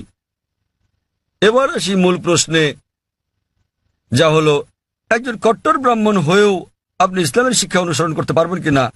বোন, একজন সাধারণ ব্রাহ্মণের পক্ষে মুসলিম হওয়ার চেষ্টা করাটা কঠিন, কিন্তু যদি কঠোর ব্রাহ্মণ হয়ে থাকেন, বেদকে কঠোরভাবে মেনে চলেন, তাহলে আপনার ইচ্ছা অনিচ্ছা ঈশ্বরের কাছে সমর্পণ করতেই হবে। আপনি যদি সাধারণ ব্রাহ্মণ হয়ে থাকেন যে কিছু নিয়ম মানেন আবার কিছু মানেন না, তাহলে আপনার পক্ষে ঈশ্বরের কাছে নিজের ইচ্ছাকে সমর্পণ করা কঠিন হবে। কিন্তু যদি কঠোর ব্রাহ্মণ হয়ে থাকেন, বেদকে কঠোরভাবে মেনে চলেন, তাহলে আগে আমি যা বলেছি আপনাকে মানতেই হবে। 3টি পংক্তি আমি বলেছি যে আপনাকে এক ঈশ্বরে বিশ্বাস করতে হবে, আপনি মূর্তি পূজা করতে পারবেন না। আপনাকে বিশ্বাস করতে হবে যে ঈশ্বর এক, তার কোনো প্রতিচ্ছবি নেই, কোনো ফটোগ্রাফ নেই, কোনো মূর্তি নেই। এবং যদি আপনার ধর্মগ্রন্থগুলো পড়ে থাকেন, সেগুলোতে সর্বশেষ এবং চূড়ান্ত নবী মোহাম্মদ সাল্লাল্লাহু সাল্লামের আগমনের কথা উল্লেখ করা হয়েছে। আর আপনি যদি আমার বক্তৃতা ইসলাম ও হিন্দু ধর্মের মধ্যে সাদৃশ্য আর হিন্দু ধর্মে মোহাম্মদ সাল্লাল্লাহু সাল্লাম এই দুটো দেখে থাকেন, আমি বিস্তারিত আলোচনা করেছি যে নবী মোহাম্মদ সাল্লাল্লাহু সাল্লামের কথা আপনাদের ধর্মগ্রন্থে আছে। তাই যদি আপনি খারাপ ব্রাহ্মণ হয়ে থাকেন, তাহলে আপনার এটা বিশ্বাস না করার কোনো সুযোগ নেই যে ঈশ্বর এক, তার কোনো চিত্র নেই, কোনো মূর্তি নেই। এবং আপনাকে এটা বিশ্বাস করতে হবে যে মহান ঈশ্বরের সর্বশেষ দূত, সর্বশেষ বার্তাবাহক কল্কি অবতার হচ্ছেন নবী মোহাম্মদ সাল্লাল্লাহু সাল্লাম। কিন্তু যখন আপনার ধর্মগ্রন্থ বলে যে আপনাকে কল্কি অবতার চূড়ান্ত দূতকে অনুসরণ করতে হবে, তো যখন আপনি এই দূত নবী মোহাম্মদ সাল্লাল্লাহু আলাইহি ওয়াসাল্লামের বাণীগুলো পড়বেন, তখন আপনি দেখবেন যে এই কথাগুলো আপনার ধর্মগ্রন্থগুলোতে যা লেখা আছে তার সাথে মিলে যাচ্ছে। আবার একই সাথে দেখবেন এটা আপনার ধর্মগ্রন্থের অনেক কথার বিরুদ্ধে যাচ্ছে। তো এখন আমরা মনে করি যে কোরআন সর্বশক্তিমান আল্লাহর শেষ ও চূড়ান্ত নির্দেশনা, যা নাজিল করা হয়েছিল সর্বশেষ ও চূড়ান্ত নবী মোহাম্মদ সাল্লাল্লাহু আলাইহি সাল্লামের উপরে। এই কোরআন হলো ফোরকান, এটা হলো ন্যায় এবং অন্যায়ের পার্থক্যকারী। তাই কোরআনের সাথে যা যা মিলে যায়, সেটা যদি বাইবেলে উল্লেখ থাকে অথবা থাকে বেদে অথবা মহাভারতে অথবা রামায়ণে, নিশ্চিতভাবে আপনি ধরে নিতে পারেন যে তা হয়েছে সর্বশক্তিমান ঈশ্বরের ইচ্ছা ও আদেশ অনুসারেই। যদি সেটা বিরুদ্ধে যায়, আপনাকে মানতে হবে যে এটা হচ্ছে সর্বশক্তিমান ঈশ্বরের ইচ্ছা ও আদেশের বিপরীত। তাই আপনি যদি একনিষ্ঠ ব্রাহ্মণ হন, ব্রাহ্মণিজম চর্চা করে থাকেন, আপনাকে এক ঈশ্বরে বিশ্বাস করতে হবে, মূর্তি পূজার বিরোধিতা করতে হবে, আর আপনি যদি আমার সেই বক্তৃতা ইসলাম ও হিন্দু ধর্মের সাদৃশ্য শুনে থাকেন, সেখানে যা বলা হয়েছে আপনি যদি কমপক্ষে সেগুলো অনুসরণ করেন, তাহলে অন্যগুলো বাদই দিলাম আমি, শুধু সেই জিনিসগুলো বাকি সবকিছু বাদ দেন, তাহলে আমি মনে করি ইনশাল্লাহ এগুলো আপনাকে জান্নাতে নেওয়ার জন্য যথেষ্ট হবে ইনশাল্লাহ। তাই আপনি যদি আমার বক্তৃতা ইসলাম ও হিন্দু ধর্মের মধ্যে সাদৃশ্য শুনে থাকেন, সর্বশক্তিমান ঈশ্বরের একত্ববাদ সম্বন্ধে, নবী মুহাম্মদ সাল্লাল্লাহু সাল্লাম সম্বন্ধে, কিভাবে সালাত আদায় করা যায়, মদ খাওয়া যাবে না, শুকরের মাংস খাওয়া যাবে না, যা কোরআনের সাথে সাথে আপনাদের ধর্মগ্রন্থ বলা আছে, আপনাদের বেদে শালীনতার বিষয়ে বলা আছে যে মহিলাদের নিজেদের আবৃত রাখা উচিত, যা কোরআনেও বলা আছে। তাই আমার সেই বক্তৃতায় যা যা আমি বলেছি, আরো অনেক বিষয় আছে, কিন্তু আপনি যদি শুধু এই বিষয়গুলো ভালোভাবে অনুসরণ করেন বোন, ইনশাল্লাহ এগুলো আপনাকে এই পরীক্ষায় পাশ করিয়ে দেওয়ার জন্য যথেষ্ট। আপনি চাইলে আরো অনেক কিছু অনুসরণ করতে পারেন, কিন্তু কমপক্ষে এই বিষয়গুলো, এই প্রধান বিষয়গুলো যা আমি উল্লেখ করেছি, কিন্তু আপনার ধর্মগ্রন্থে যা বিতর্কিত আপনার তা অনুসরণ করা উচিত নয়, কারণ আপনাদের পণ্ডিতগণই বলেন যে এটা সময়ের আবর্তনে পরিবর্তিত হয়ে গেছে। আমাদের বুঝতে হবে যে এই বিষয়গুলো হচ্ছে তথ্য বিকৃতি, হস্তক্ষেপিত, সত্যের অতিরঞ্জন। তাই মিলগুলো শুধু অনুসরণ করেন, ইনশাল্লাহ আপনি একজন ভালো ব্রাহ্মণ হতে পারবেন। আপনি নিজ ধর্মগ্রন্থের অনুশাসন মেনে চলেন, জাফর খান এবং কোরআনের সাথে মিলে যায়, এবং ইনশাল্লাহ একজন নিয়মনিষ্ঠ মুসলমানও হতে পারেন। তো আশা করি ইনশাল্লাহ যে সর্বশক্তিমান আল্লাহ আপনাকে হৃদায়ত দান করুন। বোন, আপনি কি বিশ্বাস করেন ইসলাম ও হিন্দু ধর্মের সাদৃশ্য নিয়ে আমি আলোচনায় যে কথাগুলো বলেছিলাম? হ্যাঁ স্যার, পুরোপুরি। বোন, আমার লেকচারের কথাগুলোর সঙ্গে আপনি একমত? জি স্যার। আপনি কি নিয়মগুলো মানতে রাজি আছেন? হ্যাঁ, রাজি আছি। তাহলে আপনি যেহেতু এগুলো মানতে রাজি আছেন, আমি যা বলেছি, সুতরাং আপনি প্রকৃতই নিজের ইচ্ছা অনিচ্ছাকে আল্লাহর কাছে সমর্পণ করলেন। আরবিতে আপনি বলতে পারেন মুসলমান, বাংলায় বলতে পারেন আল্লাহর কাছে নিজের ইচ্ছাকে সমর্পণকারী। তো যদি একমত হন যে ধর্মগ্রন্থগুলোতে বলা আছে এক ঈশ্বরের উপাসনা করতে হবে, তিনি ছাড়া আর উপাস্য নেই, মূর্তি পূজা করা অন্যায়, আপনি যদি সর্বশেষ ও চূড়ান্ত নবী কলকি অবতার মুহাম্মদ সাল্লাল্লাহু আলাইহি সাল্লাম এবং তার শিক্ষার উপর বিশ্বাস রাখেন, তাহলে আমার মতে, আমি যদি আরবিতে বলি, আমাকে বলতে হবে যে আপনি ইসলাম ধর্ম পালন করছেন এবং আপনি একজন মুসলিম। বোন, আপনি কি একমত আছেন? জি স্যার, একমত। তাহলে আপনি কি জনসমক্ষে বলতে পারবেন যে আরবি নিয়মে আপনি একজন মুসলিম? বোন, আপনি কি আরবি নিয়মে ঘোষণা দিতে পারবেন এটা? যেহেতু আপনি মেনে নিয়েছেন একজন ঈশ্বর এবং নবী মুহাম্মদ সাল্লাল্লাহু আলাইহি সাল্লাম সর্বশেষ চূড়ান্ত নবী, তো আপনি কি ঘোষণা দিতে পারবেন যে আপনি একজন মুসলিম? আমি বলছি না যে আমি একজন মুসলিম, যদিও আপনি যা বলেছেন আমি তার সাথে একমত। এখন আপনি যদি মেনে নেন যে ঈশ্বর একজন এবং তার হ্যাঁ। কোনো মূর্তি বা ছবি নেই এবং একমাত্র তারই উপাসনা করতে হবে, আর আপনি যদি মেনে নেন যে নবী মুহাম্মদ সাল্লাল্লাহু আলাইহি সাল্লাম আল্লাহ প্রেরিত দূত, এই দুটোই যথেষ্ট আপনাকে ইসলাম ধর্মের জগতে নিয়ে আসার জন্য, আপনি পাশ করেছেন। অন্যান্য বিষয়গুলো পরে আসবে। তো আপনি যদি মানেন ঈশ্বর এক, তার কোনো প্রতিচ্ছবি নেই, আপনি যদি মূর্তি পূজা করতে অস্বীকার করেন এবং আপনি মানেন যে নবী মুহাম্মদ সাল্লাল্লাহু আলাইহি সাল্লাম শেষ ও চূড়ান্ত নবী, তাহলে আপনি এই জগতে প্রবেশ করতে পারবেন ইনশাআল্লাহ, অথবা সঠিকভাবে বলতে গেলে এই জীবন দর্শনে। এবং ইনশাআল্লাহ এভাবে চর্চা চালিয়ে গেলে আপনি কি এই জীবনধারায় আসতে চান বোন? ঈশ্বর চাইলে। হ্যাঁ, এই তো ইনশাআল্লাহ, মাশাআল্লাহ। তো বোন, আমি আবারও আপনাকে জিজ্ঞেস করতে চাই আনুষ্ঠানিকভাবে, বোন, আপনি কি বিশ্বাস করেন যে এক ঈশ্বর? হ্যাঁ, করি। বিশ্বাস করেন যে সর্বশক্তিমান ঈশ্বর ছাড়া আর কারো উপাসনা করা উচিত নয়? হ্যাঁ। আপনি কি একমত যে মূর্তি পূজা ঠিক নয়?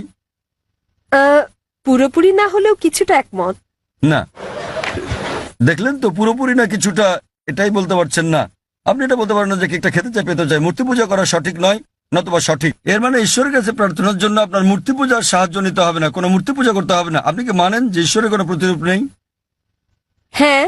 আচ্ছা, আপনি মানেন, এর মানে আপনি বলছেন ঈশ্বরের কোনো প্রতিমূর্তি নেই? হ্যাঁ। ঠিক আছে। আপনি কি মানেন যে নবী মুহাম্মদ সাল্লাল্লাহু আলাইহি সাল্লাম সর্বশেষ চূড়ান্ত নবী? আমি আসলে এইটুকু পর্যন্ত ভালো করে জানি না, কিন্তু অন্যগুলো আপনি যা বলেছেন আমি মানছি, কিন্তু আমি আসলেই জানি না। আপনি কি মানেন যে তিনি আল্লাহ প্রেরিত দূত? হ্যাঁ, মানি। আপনি মানেন তিনি আল্লাহর দূত? হ্যাঁ। চমৎকার, চর্চাটাই আসল। একজন নির্ভেজাল মুসলিম হওয়া সহজ কথা নয়, আমরাও চেষ্টা করছি। তো বোন, আমি যদি বলি আপনি কি আমার সাথে কালিমায়ে শাহাদা পাঠ করবেন? আপনি কি শাহাদাত পাঠ করবেন, যা আসলে আরবিতে একটা ঘোষণা, ওই একই কথা যা আমি বলেছি যে আল্লাহ ছাড়া কোনো প্রভু নেই আর নবী মুহাম্মদ সাল্লাল্লাহু আলাইহি সাল্লাম তার দূত। আরবিতে এটা বলতে চান? হ্যাঁ স্যার, বেশ, অবশ্যই। আমি আরবিতে বলবো, আপনি আমার সাথে সাথে বলবেন, আর পরে এটার অনুবাদও বলবো। ঠিক আছে। আশহাদু আশহাদু আল্লাহ আল্লাহ ইলাহা ইলাহা ইল্লাল্লাহ ইল্লাল্লাহ ওয়া আশহাদু ওয়া আশহাদু আন্না আন্না মুহাম্মাদান মুহাম্মাদান আবদুহু আবদুহু ওয়া রাসূলুহু। ওয়া রাসূলুহু। আমি সাক্ষ্য দিচ্ছি আমি সাক্ষ্য দিচ্ছি আমি সাক্ষ্য দিচ্ছি যে যে কোনো উপাস্য নেই কোনো উপাস্য নেই আল্লাহ ছাড়া। আল্লাহ ছাড়া। আর আমি সাক্ষ্য দিচ্ছি আর আমি সাক্ষ্য দিচ্ছি যে নবী মোহাম্মদ সাল্লাল্লাহু আলাইহি যে সাল্লাম নবী মোহাম্মদ সাল্লাল্লাহু আলাইহি হলেন সাল্লাম হলেন আল্লাহর আল্লাহর বান্দা এবং রাসূল। বান্দা এবং রাসূল। মাশাআল্লাহ বোন, ধন্যবাদ। এখন আপনি একজন মুসলিম এবং আমি প্রার্থনা করছি যেন আল্লাহ সুবহানাহু ওয়া তাআলা আপনাকে পথ প্রদর্শন করেন। আর আমি চাই যে ইনশাআল্লাহ সকল ভাই বোনেরা যখনই কেউ ইসলাম গ্রহণ করবেন আপনারা তাকে জ্ঞানের দিক থেকে সাহায্য করবেন, এভাবেই আপনারা সমাজসেবা করতে পারেন। বোন, আপনার কাছে একটা অনুরোধ আমার যে ইনশাআল্লাহ আপনি কোরআন অনুবাদ সহ পড়বেন, এমনকি যদি আগেও পড়ে থাকেন তবুও, এবং নির্দেশনাগুলো মেনে চলবেন, এবং ইনশাআল্লাহ আপনি তখন আল্লাহর কাছে নিজের ইচ্ছা সমর্পণকারী একজন নিষ্ঠাবান মানুষ হতে পারবেন। আর আমাদের জন্য দোয়া করবেন বোন। কোনো অমুসলিম ভাই আছেন? হ্যাঁ, ঠিক আছে। আমার নাম বালা। এমনিতে আমি একজন সাধারণ ইঞ্জিনিয়ার। আমি নিজেও এটা দৃঢ়ভাবে বিশ্বাস করি যে সমগ্র সৃষ্টি জগতের জন্য একজনই স্রষ্টা থাকা উচিত। কিন্তু আমার প্রশ্নটা হচ্ছে, সৃষ্টি নিজেই, ধরুন যে এই পৃথিবী স্রষ্টা নন, কি নিজে নিজেকে ধ্বংস করতে পারে? স্রষ্টা কি জগতের ধ্বংস সম্বন্ধে কিছু বলেছেন? ভাই একটা প্রশ্ন করলেন যে তিনি একমত স্রষ্টা একজনই এবং এই বিশ্বব্রহ্মাণ্ড সবকিছু তিনি সৃষ্টি করেছেন। এই স্রষ্টা কি নিজে পৃথিবী ধ্বংস করতে পারেন? এর কোন উল্লেখ আছে কি না? আপনি যদি কোরআন পড়েন, যা সৃষ্টিকর্তা আল্লাহ সুবহানাহু ওয়া তাআলার সর্বশেষ চূড়ান্ত বার্তা, এটা বলা আছে যে তিনি এই ব্রহ্মাণ্ড তৈরি করেছেন এবং তিনি একদিন এটা ধ্বংস করে দেবেন, এটা বলা আছে। এবং যখন এটা ধ্বংস করবেন তিনি নতুন আরেকটা সৃষ্টি করবেন। সুতরাং এই জগৎ একটা নির্দিষ্ট সময়ের জন্যই, কিন্তু সর্বশক্তিমান আল্লাহ এই জগৎ ধ্বংস করে দেবেন, যাকে আমরা কিয়ামত বলি, পৃথিবীর অন্তিম পরিণতি। এবং আজকাল বিজ্ঞানীরা বলছেন যে ব্রহ্মাণ্ড একসময় ধ্বংস হয়ে যাবে। অনেক ধরনের তত্ত্ব বিজ্ঞানীরা দিয়ে থাকেন, যেমন ব্ল্যাক হোল বা এই ধরনের বিষয়, কিন্তু অনেকগুলো তত্ত্ব আবার কোরআনের বক্তব্যের সাথে মিলে যায়। যেমন ধরেন, কোরআন বলে যে সূর্য এবং চন্দ্র একসাথে মিলে যাবে, কোরআন বলে যে সমুদ্র ফুলে উঠবে, কোরআন বলে যে নক্ষত্রগুলো ঝরে পড়বে, কোরআন বলে যে সমগ্র সৃষ্টি জগৎ ধ্বংসের মুখে এসে দাঁড়াবে। এবং এই বিষয়ে যা বলা আছে তার অনেকগুলো বিজ্ঞানীদের দেওয়া তত্ত্বের সাথে মিলে যায়। তত্ত্ব কেন? কারণ এগুলো হচ্ছে অনুমান। যেহেতু কোরআন হলো সর্বশেষ এবং চূড়ান্ত কিতাব, আমরা বলছি যে যেভাবে আমাদের সৃষ্টিকর্তা কোরআনে বলেছেন সেভাবে এটা ঘটবে। এই বিশ্ব ব্রহ্মাণ্ড সেভাবেই ধ্বংস হবে। এটা ধ্বংস হওয়ার পর সবকিছু পুনরুত্থিত হবে, আল্লাহ একটা নতুন জগৎ তৈরি করবেন। এবং এটা নির্ভর করবে আমরা পরীক্ষায় কেমন করি তার উপর। আল্লাহ বলেছেন সূরা মুলক অধ্যায় নম্বর 67 আয়াত নম্বর 2, আল্লাযী খালাকাল মাউতা ওয়াল হায়াতা। আল্লাহ সৃষ্টি করেছেন জীবন এবং মৃত্যু, তোমাদের মধ্যে সৎকর্মে কে উত্তম দেখার জন্য। তো ভাই, এটার উল্লেখ ধর্মগ্রন্থে আছে। তো আপনি কি এই স্রষ্টাতে বিশ্বাস করেন? আপনি কি মানেন যে স্রষ্টা একজনই?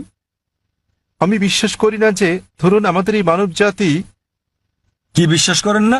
মানব জাতির পক্ষে সৃষ্টি মানে সৃষ্টি, অর্থাৎ দুঃখিত, আপনি বলছেন যে মানবজাতি কি এই পৃথিবীকে ধ্বংস করতে পারে। তো ভাই বলছেন যে মানবজাতি এই পৃথিবীকে ধ্বংস করতে পারে। হ্যাঁ, তারা আসলে সেটাই সেটা কি আমি বলতে চাইছি। আপনি মনে করেন মানবজাতি এই সৃষ্টিকে ধ্বংস করতে পারে? হ্যাঁ, ভাই বলছেন যে তিনি মনে করেন মানবজাতি পারে এই সৃষ্টিকে ধ্বংস করতে। তারা চেষ্টা করতে পারে কিন্তু সফলতা পাবে না। তারা চেষ্টা করতে পারে কিন্তু তারা সফল হতে পারবে না। তারা সফল হতে পারে শুধুমাত্র আল্লাহ সুবহানাহু ওয়া তাআলা চাইলেই। এমনিতে আমরা যেটা বুঝি যে বিজ্ঞানীরা বলে থাকেন সৃষ্টি হচ্ছে দুই প্রকারের। একটা হলো একটা কিছু থেকে অন্য আরেকটা কিছু তৈরি করা, যা আমরা মানুষেরা করে থাকি। যেমন একটা গাছ, সেটা আমরা কাটি, কেটে কাঠ বের করি, তারপর চেয়ার টেবিল বানাই। এটা হচ্ছে কোনো কিছু থেকে কোনো কিছু সৃষ্টি, যা করতে পারে মানুষও এবং সর্বশক্তিমান আল্লাহ। কিন্তু অন্য ধরনের সৃষ্টিটা হচ্ছে শূন্য থেকে কোনো কিছু তৈরি করা, যা মানুষ কখনোই করতে পারবে না, শুধু আমাদের ঈশ্বরই করতে পারেন, শুধু আল্লাহই করতে পারেন। তাই আরবিতে খালাকা শব্দের দুটো মানে আছে। একটা মানে হলো কোনো কিছু থেকে আরেকটা কিছু তৈরি করা, এবং খালাকা শব্দের অন্য মানেটা হচ্ছে শূন্য থেকে কিছু তৈরি করা। এবং সর্বশক্তিমান এই চ্যালেঞ্জটাই দিচ্ছেন সূরা তুরে অধ্যায় নম্বর 52 আয়াত নম্বর 35, তোমরা কি শূন্য থেকে কিছু তৈরি করতে পারো? উত্তর হচ্ছে না। একইভাবে আপনি যখন বলছেন যে আপনি ধ্বংস করছেন, আপনি গাছটিকে ধ্বংস করছেন, গাছটি চেয়ার টেবিলে রূপান্তরিত হলো, তো আপনি এটাকে নিশ্চিহ্ন করতে পারছেন না। শক্তি তার রূপ পরিবর্তন করে, বিজ্ঞানীরা তাই বলেন। তাই মানুষ এই ধরনের সৃষ্টি শুধু ঘটাতে পারে। আমরা ইট বানাতে পারি, বাড়ি বানাতে পারি, আবার সেটা ধ্বংস করতে পারি, কিন্তু অন্য কিছু তো রূপ নেবে। শুধু আল্লাহ সুবহানাহু ওয়া তাআলাই শূন্য অবস্থা থেকে অন্য কিছু তৈরি করতে পারেন এবং তিনি সম্পূর্ণভাবে নিশ্চিহ্ন করতে পারেন, যে আমরা পারি না। আপনি চেষ্টা করতে পারেন, বলতে পারেন পারমাণবিক অস্ত্র দিয়ে ধ্বংস করতে পারি, আপনি সম্পূর্ণ ধ্বংস করতে পারবেন না, এটা একেবারে অসম্ভব। এটা শুধুমাত্র আমাদের স্রষ্টা সর্বশক্তিমান আল্লাহ করতে পারেন, আমরা পারি না। এ কারণে পবিত্র কোরআন বলে যে স্রষ্টা এই জগৎ তৈরি করেছেন এবং তিনি এটি ধ্বংস করে আরেকটি নতুন জগৎ তৈরি করবেন। আশা করি উত্তরটা পেয়েছেন। এবারের প্রশ্ন বোনদের দিক থেকে, ওখানে কোনো অমুসলিম বোন আছেন? আসসালামু আলাইকুম। এই প্রশ্নটা আসলে একজন অমুসলিম ভাইয়ের পক্ষ থেকে এসেছে। তার নাম স্বামীনাথন। তিনি তথ্য প্রযুক্তির ওপর ব্যাচেলর ডিগ্রি করেছেন। তার প্রশ্নটি হলো, ইসলাম কেন সমালোচনার ব্যাপারে এতটা স্পর্শকাতর, আর কেন সালমান রুশদি বা ইউরোপীয় কার্টুনিস্টকে মৃত্যু পরোয়ানা দেয়া হয়? সহজ ভাষায় বলতে গেলে ফতোয়া। আর একটু ভালোভাবে কি প্রতিক্রিয়া দেখানো সম্ভব নয়? বোন একটা ভালো প্রশ্ন করেছেন একজন অমুসলিম ভাইয়ের পক্ষ থেকে, যে কেন মুসলমানরা সমালোচনার প্রতি এত স্পর্শকাতর। তিনি সালমান রুশদির প্রসঙ্গ এনেছেন। সমালোচনার ব্যাপারে কেন এত সংবেদনশীল? বোন, প্রতিটি মানুষই সংবেদনশীল। আপনি আমাকে একজন মানুষ দেখান যে সংবেদনশীল নয়, কিন্তু তাদের সংবেদনশীলতা বদলাতে থাকে। সংবেদনশীলতা পরিবর্তিত হয়। কিছু নির্দিষ্ট ব্যাপারে আমরা সংবেদনশীল, কিছু ব্যাপারে তা নই। তাই প্রতিটি মানুষের ক্ষেত্রে এটা পরিবর্তিত হয়।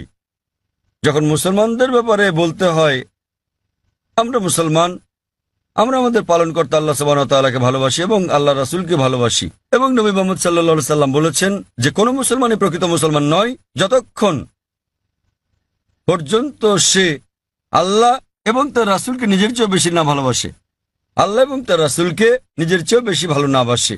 এখন আমরা যদি দেখি যে কিছু মানুষ তাদের সন্তানদের সবচেয়ে বেশি ভালোবাসে। একটা গবেষণায় দেখা গেছে যে বানরেরা তাদের সন্তানদের খুব ভালোবাসে। তো একটা বানরকে একটা কুয়ার মধ্যে রাখা হলো তার বাচ্চার সাথে, তারপর পানি ঢালা হলো, কুয়ার ভেতর পানি বাড়তে লাগলো। তখন বানরটা তার বাচ্চাটাকে কোলে তুলে নিল। পানি বাড়তে থাকলে সে তার বাচ্চাটাকে বাঁচাতে চেষ্টা করছিল। যখন সে আর বাঁচাতে পারলো না, সে নিজে বাচ্চা ফেলে লাফ দিয়ে বেরিয়ে এলো। তাহলে তারা তাদের বাচ্চাকে অনেক বেশি ভালোবাসে, কিন্তু নিজের জীবনের চেয়ে বেশি নয়। এ কারণে বাচ্চাটাকে নিয়ে আসতে না পেরে সে নিজে লাফ দিয়ে বেরিয়ে চলে এলো। এটা একটা পরীক্ষা মাত্র।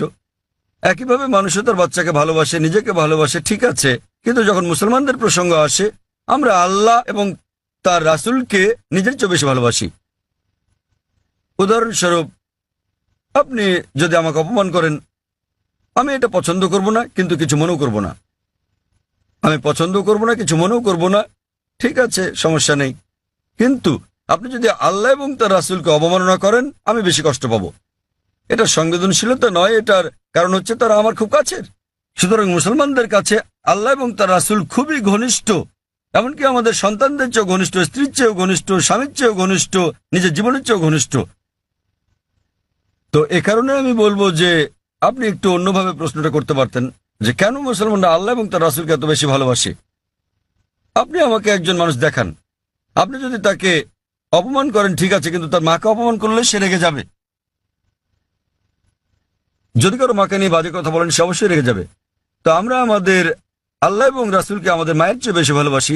এই ব্যাপারগুলোর উপর ভিত্তি করে মুসলমানেরা বোঝাতে চান যে যখন সালমান রুশদি ব্র্যাকেটে একজন তথাকথিত মুসলিম পরিবারে জন্ম, যখন তিনি বই লেখেন, মিথ্যে সমালোচনা করেন শুধু কিছু, বুঝতে পারছেন, কিছু টাকার জন্য, সে কারণে তখন মুসলমানরা তার তীব্র প্রতিবাদ করে।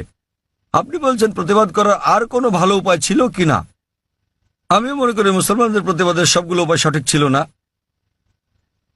অনেক সময় জানমালের ক্ষতি হয়েছে, যা আমিও সমর্থন করি না, কিন্তু তারা সংবেদনশীল, যেহেতু এটার সাথে আমাদের পালনকর্তা আল্লাহ সুবহানাহু ওয়া তাআলা এবং তার দূত জড়িত। কিন্তু আমাদের খারাপ লাগা উচিত, কিন্তু তাদের কেউ কেউ অতি প্রতিক্রিয়াশীল, কেউ কেউ আবার প্রতিবাদ করেছেন সহিংস উপায়ে, যেটা করা উচিত নয়।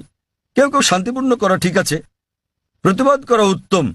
আর আপনি হয়তো আমার একটা আলোচনা ধর্মীয় মৌলবাদ কি মত প্রকাশের অধিকারের জন্য বাধাস্বরূপ শুনে থাকবেন। আমি বিস্তারিত বলেছি সালমান রুশদি কি করেছেন আর তিনি কিভাবে বইটি লিখেছেন, এবং সর্বপ্রথম দেশ স্যাটানিক ভার্সেস যে নিষিদ্ধ করেছিল, কোন দেশ? ইন্ডিয়া। শ্রী রাজীব গান্ধী সে সময় প্রধানমন্ত্রী, তিনি তখন সেই বইটি স্যাটানিক ভার্সেস নিষিদ্ধ করেছিলেন ভারতে, যা বইটি নিষিদ্ধকারী প্রথম দেশ। এবং আমি এটাকে স্বাগত জানাই, কিন্তু নিজের অজ্ঞতাবশত তিনি জানতেন না যে সেই একই বই স্যাটানিক ভার্সেসে নবী মোহাম্মদ সাল্লাল্লাহু সাল্লাম এবং আল্লাহ তাআলা সম্পর্কে বাজে মন্তব্য করা ছাড়াও তিনি বাজে মন্তব্য করেছিলেন সীতা এবং শ্রীরাম সম্পর্কেও, শ্রীরামকে নিয়েও, যা মানুষজন বইটি পড়লে হয়তো নাও বুঝতে পারে। আর ভেবে দেখেন, আমি ইংরেজ সরকারের কাছে প্রশ্নটা করছি। কয়েক বছর আগে একজন আমেরিকান লেখক ছিলেন, সাহিত্যিক, যিনি মার্গারেট থ্যাচারের নীতি নিয়ে 4 অক্ষরের একটা শব্দ ব্যবহার করেন। মার্গারেট থ্যাচারের নীতি, 4 অক্ষরের শব্দ, ফাদার আঙ্কেল কাজিন কিং। এবং তারা তাকে ব্রিটেনে আসতে নিষিদ্ধ করল। কেন? তিনি 4 অক্ষরের শব্দটা ব্যবহার করেছিলেন বলে। এই সালমান রুশদি তিনিও এই একই শব্দ ব্যবহার করেন এবং এটাতে আইএনজি যোগ করেন, অনেকবার করেছেন ইংরেজ নীতি সম্বন্ধে আর মার্গারেট থ্যাচারকে নিয়ে।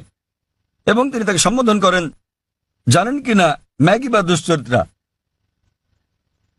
আচ্ছা বেশ, আপনি বলতে পারেন যে ইংরেজরা উদারমনা, তারা কিছু মনে করবে না। কিন্তু আপনি যদি দেখা করেন মার্গারেট থ্যাচারের ছেলের সাথে আর তাকে বলেন যে সালমান রুশদি আপনাকে দুশ্চরিত্রার ছেলে বলেছে, তিনি কি করবেন? আঘাত করবেন। তো সংবেদনশীলতা কি এটার উপর ভিত্তি করে? সবাই আসলে সংবেদনশীল। আবার মনে করেন এই একই ইংরেজ সরকার, যা কিনা একজন আমেরিকান লেখককে নিষিদ্ধ করেছিল 4 অক্ষরের শব্দের জন্য, সালমান রুশদিকে তারা মেনে নেয়। কেন? কি কারণে?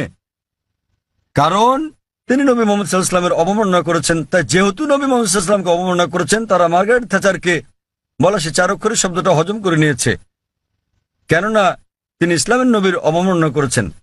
তো এভাবেই নীতিগুলো বদলাতে থাকে। আমরা যেটা বুঝি যে ইসলাম ধর্মে মত প্রকাশের স্বাধীনতা আছে, বক্তব্যের স্বাধীনতা আছে, কিন্তু এটা কখনোই সীমা অতিক্রম করবে না, এটা কাউকে কষ্ট দিতে পারবে না, আর এটার পক্ষে প্রমাণ থাকতে হবে। কাউকে আঘাত দিলেও যুক্তিযুক্ত এবং প্রমাণ সাপেক্ষ হলে সেটা ভিন্ন কথা, কিন্তু কুৎসা রটানো যাবে না। কুৎসা রটানো এবং পরনিন্দা করা ইসলামে নিষিদ্ধ। তো এর উপর ভিত্তি করে মুসলমানরা, যেহেতু সালমান রুশদি, যেহেতু সে আমাদের নবী মুহাম্মদ সাল্লাল্লাহু আলাইহি ওয়াসাল্লামকে অবমাননা করেছে এবং কুৎসা রটিয়েছে, এই কারণেই মুসলমানদের খারাপ লেগেছে এবং তারা রাগান্বিত হয়েছে, আর এটা আমি সমর্থন করি। এবং আমরা যদি বিশ্লেষণ করি, অধিকাংশ ধর্মেই ধর্মকে অবমাননা করার শাস্তি খুব কঠিন। আপনি যদি পড়েন বাইবেল, যদি আপনি হিন্দু ধর্মগ্রন্থগুলো পড়েন, কোরআন শরীফ যদি পড়েন, আর এটাকে ধর্মের অবমাননা বলে জানি, এ কারণে মুসলমানরা এত রাগান্বিত। আর আমরা সংবেদনশীল, কারণ এটা এমন একটা কিছুর বিপক্ষে যা আমরা আমাদের জীবনের চেয়ে বেশি ভালোবাসি। আশা করি উত্তরটা পেয়েছেন। হ্যাঁ, আমি কি কোনো অমুসলিম কোনো ভাইয়ের কাছ থেকে কোনো প্রশ্ন নিতে পারি? ওখানে কোনো অমুসলিম ভাই আছেন? ঠিক আছে ভাই, আপনার প্রশ্নটি করুন। আমি নেলসন ম্যান্ডেলা, একজন মেডিকেল এক্সিকিউটিভ হিসেবে কাজ করছি। আমি অনেক জায়গায় লেখা দেখেছি যে শান্তি হলো ইসলাম। এটা ভালো কথা, তা সেটা যে যাই মনে করুক না কেন, অমুসলিমদের মধ্যে, খ্রিস্টান লোকদের মধ্যে, হিন্দু লোকদের মধ্যে একটা ভুল ধারণা আছে যে, এমনকি মুসলমানদের মধ্যে এটা আছে যে মুসলমান হওয়া মানে উদ্ধত। এটা কেন হবে? আবার একজন মানুষ হিসেবে আমি ঈশ্বরে বিশ্বাস করি, একক ঈশ্বরে। এমনকি আমি যিশুও বলি না। আমি কি ঈশ্বরের দূতের উপর বিশ্বাস না রেখেও ইসলাম ধর্মে নিজেকে দীক্ষিত করতে পারি? দয়া করে আগে শুনুন, দূত বা নবীকে না মেনে কি আমি সেটা করতে পারি? এই অবস্থায় আমি যদি নিজেকে ধর্মান্তরিত করি, সবাই আমাকে যে নামে চেনে, নেলসন ম্যান্ডেলা, ধর্মান্তরিত হলেও আমি কি এই নামটা রাখতে পারবো? ভাই দুটো প্রশ্ন করেছেন। ওনার প্রথম প্রশ্নটা হচ্ছে যে কেন অমুসলিমরা ধরে নেয় যে মুসলিমরা, আপনারা জানেন যে তারা ইসলামের অনুসারী, ইসলাম মানে হলো শান্তি, কেন তারা ধরে নেয় যে মুসলিমরা উদ্ধত? ভাই আমি আপনার সঙ্গে একমত যে অধিকাংশ অমুসলিমই মনে করে যে মুসলিমরা উদ্ধত, সহিংস ইত্যাদি। ভাই এর কারণটা হলো মিডিয়া। মিডিয়া মিডিয়া সেভাবেই মুসলিমদেরকে তুলে ধরে। আপনি আজকে দেখেন যে কোনো সন্ত্রাসী হামলা হলেই সাথে সাথে তারা মুসলিমদের দায়ী করে সব সময়, ঠিক বা ঠিক যাই হোক না কেন। ওকলাহোমা বোমা হামলা যুক্তরাষ্ট্রে, যাতে প্রায় 166 জন মানুষ মারা গিয়েছিল, এটা ছিল আমেরিকার মাটিতে সবচেয়ে বড় বোমা হামলা। দিনের পর দিন এটাকে বলা হলো মধ্যপ্রাচ্য ষড়যন্ত্র, এতে মুসলিমরা জড়িত। পরবর্তী সময়ে তারা জানতে পারল যে এতে জড়িত ছিল 2 জন মার্কিন সৈন্য, কমিউনিস্ট, তারা জড়িত ছিল। এটা সংক্ষিপ্ত সংবাদে এলো, শেষ ঘটনা শেষ। তো মুসলমানদের ব্যাপারে হলে শিরোনামে চলে আসে, আর অমুসলিমরা জড়িত থাকলে এটা সংক্ষিপ্ত সংবাদ। যেমন ভারতীয় সংবাদপত্রে আপনি দেখবেন যে একজন 50 বছর বয়স্ক আরব, 50 বছরের বয়সের আরব মুসলিম 19 বছরের এক মেয়েকে বিয়ে করছে। দেখবেন যে অনেক বড় সংবাদ, শিরোনাম। পরের দিন 50 বছর বয়স্ক অমুসলিম 9 বছরের মেয়েকে ধর্ষণ করেছে, এটা আসে সংক্ষিপ্ত সংবাদ। তো মিডিয়া প্রথম পাতায় তুলে ধরে একজন 50 বছরের মুসলমান 19 বছরের মেয়েকে বিয়ে করছে, আর 50 বছর বয়স্ক অমুসলিম 9 বছরের মেয়েকে ধর্ষণ করছে, ছোট করে আসে। তো এই হচ্ছে আমাদের মিডিয়া। তাই আমি লেকচার দিয়েছি মিডিয়া এবং ইসলাম, যুদ্ধ না শান্তি বিষয়ে। এটা ছিল, এই আলোচনাটা আমি প্রায় 1 বছর আগে দিয়েছিলাম বোম্বেতে, মিডিয়া ও ইসলাম, যুদ্ধ না শান্তি, এবং আরো অনেক জায়গায়। আর মিডিয়া কিভাবে কি করে বিস্তারিত বলেছি। ভাই আপনাকে একটা প্রশ্ন করি, আপনি কি আমাকে উদ্ধত মনে করেন? না। মাশাআল্লাহ। আপনি কি মনে করেন এখানে যারা বসে আছেন তারা সবাই উদ্ধত? কেউ কেউ, সরি, কারো কারো মুখ দেখে মনে হয়। না না ভাই, আপনি দেখেন, আপনি অতিথিতে দেখুন আর তাদের ভাই, আপনি চেহারা দেখেন, দেখুন। ঈশ্বর কাউকে যে চেহারা দেন তার জন্য কি তাকে দোষী করা যায়? আমি আপনার মুখ দেখতে পাচ্ছি না, এখান থেকে আপনার মুখ দেখতে পাচ্ছি না, আপনি ওই পর্দা আমার মুখ দেখতে পাচ্ছেন, আমি দেখছি না। খোদা না করুক আপনার চেহারা যদি উদ্ধত হয়, আপনাকে দায়ী করা যাবে? না না। তাই কখনো বলবেন না যে চেহারা উদ্ধত। হ্যাঁ, কারো ব্যবহার যদি আপনাকে খোঁচা মেরে থাকে, এখানে কেউ কেউ আপনাকে মেরেছে, আপনাকে কেউ গালাগাল করেছে? না। তো ভাই আপনি যদি বলেন চেহারা উদ্ধত, তাহলে আপনাকে আবার ভেবে দেখতে হবে। দেখুন, চেহারা হলো ঈশ্বর প্রদত্ত, তাই কাকে দায়ী করবেন, ঈশ্বরকে না মানুষকে? অথবা নিজেকে দায়ী করতে পারেন যে আপনি মনে করেছেন সে উদ্ধত। আরেকটা ব্যাপার দেখেন ভাই, মনোবিজ্ঞান আছে। মনোবিজ্ঞানে বলা হয় যে, দেখেন আমি একজন মেডিকেল ডাক্তার, মনোবিজ্ঞানে বলা হয়, ধরেন আপনি ভাবছেন যে মিস্টার এ আপনার শত্রু, আপনার মনে হচ্ছে মিস্টার এ আপনার শত্রু, ঠিক আছে? কিন্তু তিনি একজন সাধারণ মানুষ, গড়পড়তা মানুষ। যখনই মিস্টার এ কে দেখছেন, তাকে শত্রু ভাবছেন আপনি, এবং আপনি রেগে যাচ্ছেন, তার দিকে এভাবে তাকাচ্ছেন। তিনি একজন স্বাভাবিক মানুষ, যেহেতু আপনি সেভাবে তাকাচ্ছেন, তিনিও রেগে যাচ্ছেন। তো যখনই তিনি রাগছেন, হ্যাঁ বলেছিলাম না, দেখলেন আমার দিকে কিভাবে তাকাচ্ছে? প্রথমে তো আপনি তাকিয়েছেন, তিনি একজন সাধারণ মানুষ, যেহেতু আপনি মনে মনে ভেবে নিয়েছেন যে মিস্টার এ আপনার শত্রু, তিনি যখনই আসেন আপনি শত্রুর মতো আচরণ করছেন তার সাথে। তিনি স্বাভাবিক, কিন্তু আপনি তাকে দেখছেন, তার চলাফেরা দেখছেন, রেগে তাকাচ্ছেন। তিনি ভাবছেন এই লোকটা আমার দিকে রেগে তাকাচ্ছে, তাই তিনিও রেগে যাচ্ছেন। তখন আপনি বলছেন, দেখেন আমার দিকে কিভাবে তাকাচ্ছে, কিন্তু শুরু করেছে কি আপনি? তো এই মনস্তাত্ত্বিক মিডিয়া মানুষের মনের মধ্যে মাকড়সার জাল তৈরি করে দিয়েছে। মিডিয়ার ফাঁদ হচ্ছে মুসলমানরা উদ্ধত, সন্ত্রাসী, সহিংস, আপনাকে মেরে ফেলবে। তো আপনি খুব সাবধান হয়ে গেলেন, মানুষের মুখের দিকে তাকাচ্ছেন, হয়তো কেউ সন্ত্রাসীর মতো দেখতে। কারণ যখনই তারা বলছে সন্ত্রাসী, মাথায় টুপি পরিয়ে দিচ্ছে। তো যখনই মাথায় টুপি পরা কাউকে দেখছেন, আপনি ভাবছেন সন্ত্রাসী। তো আসলে এটা হলো মিডিয়া যেভাবে বিষয়টাকে দেখাচ্ছে। তাই টুপির সাথে আমি স্যুট পরি, পশ্চিমা পোশাক এবং ইসলামী পোশাক, আর পাজামাও আমার গোড়ালির উপরে, তো আমি এটা মিশ্রণ করি।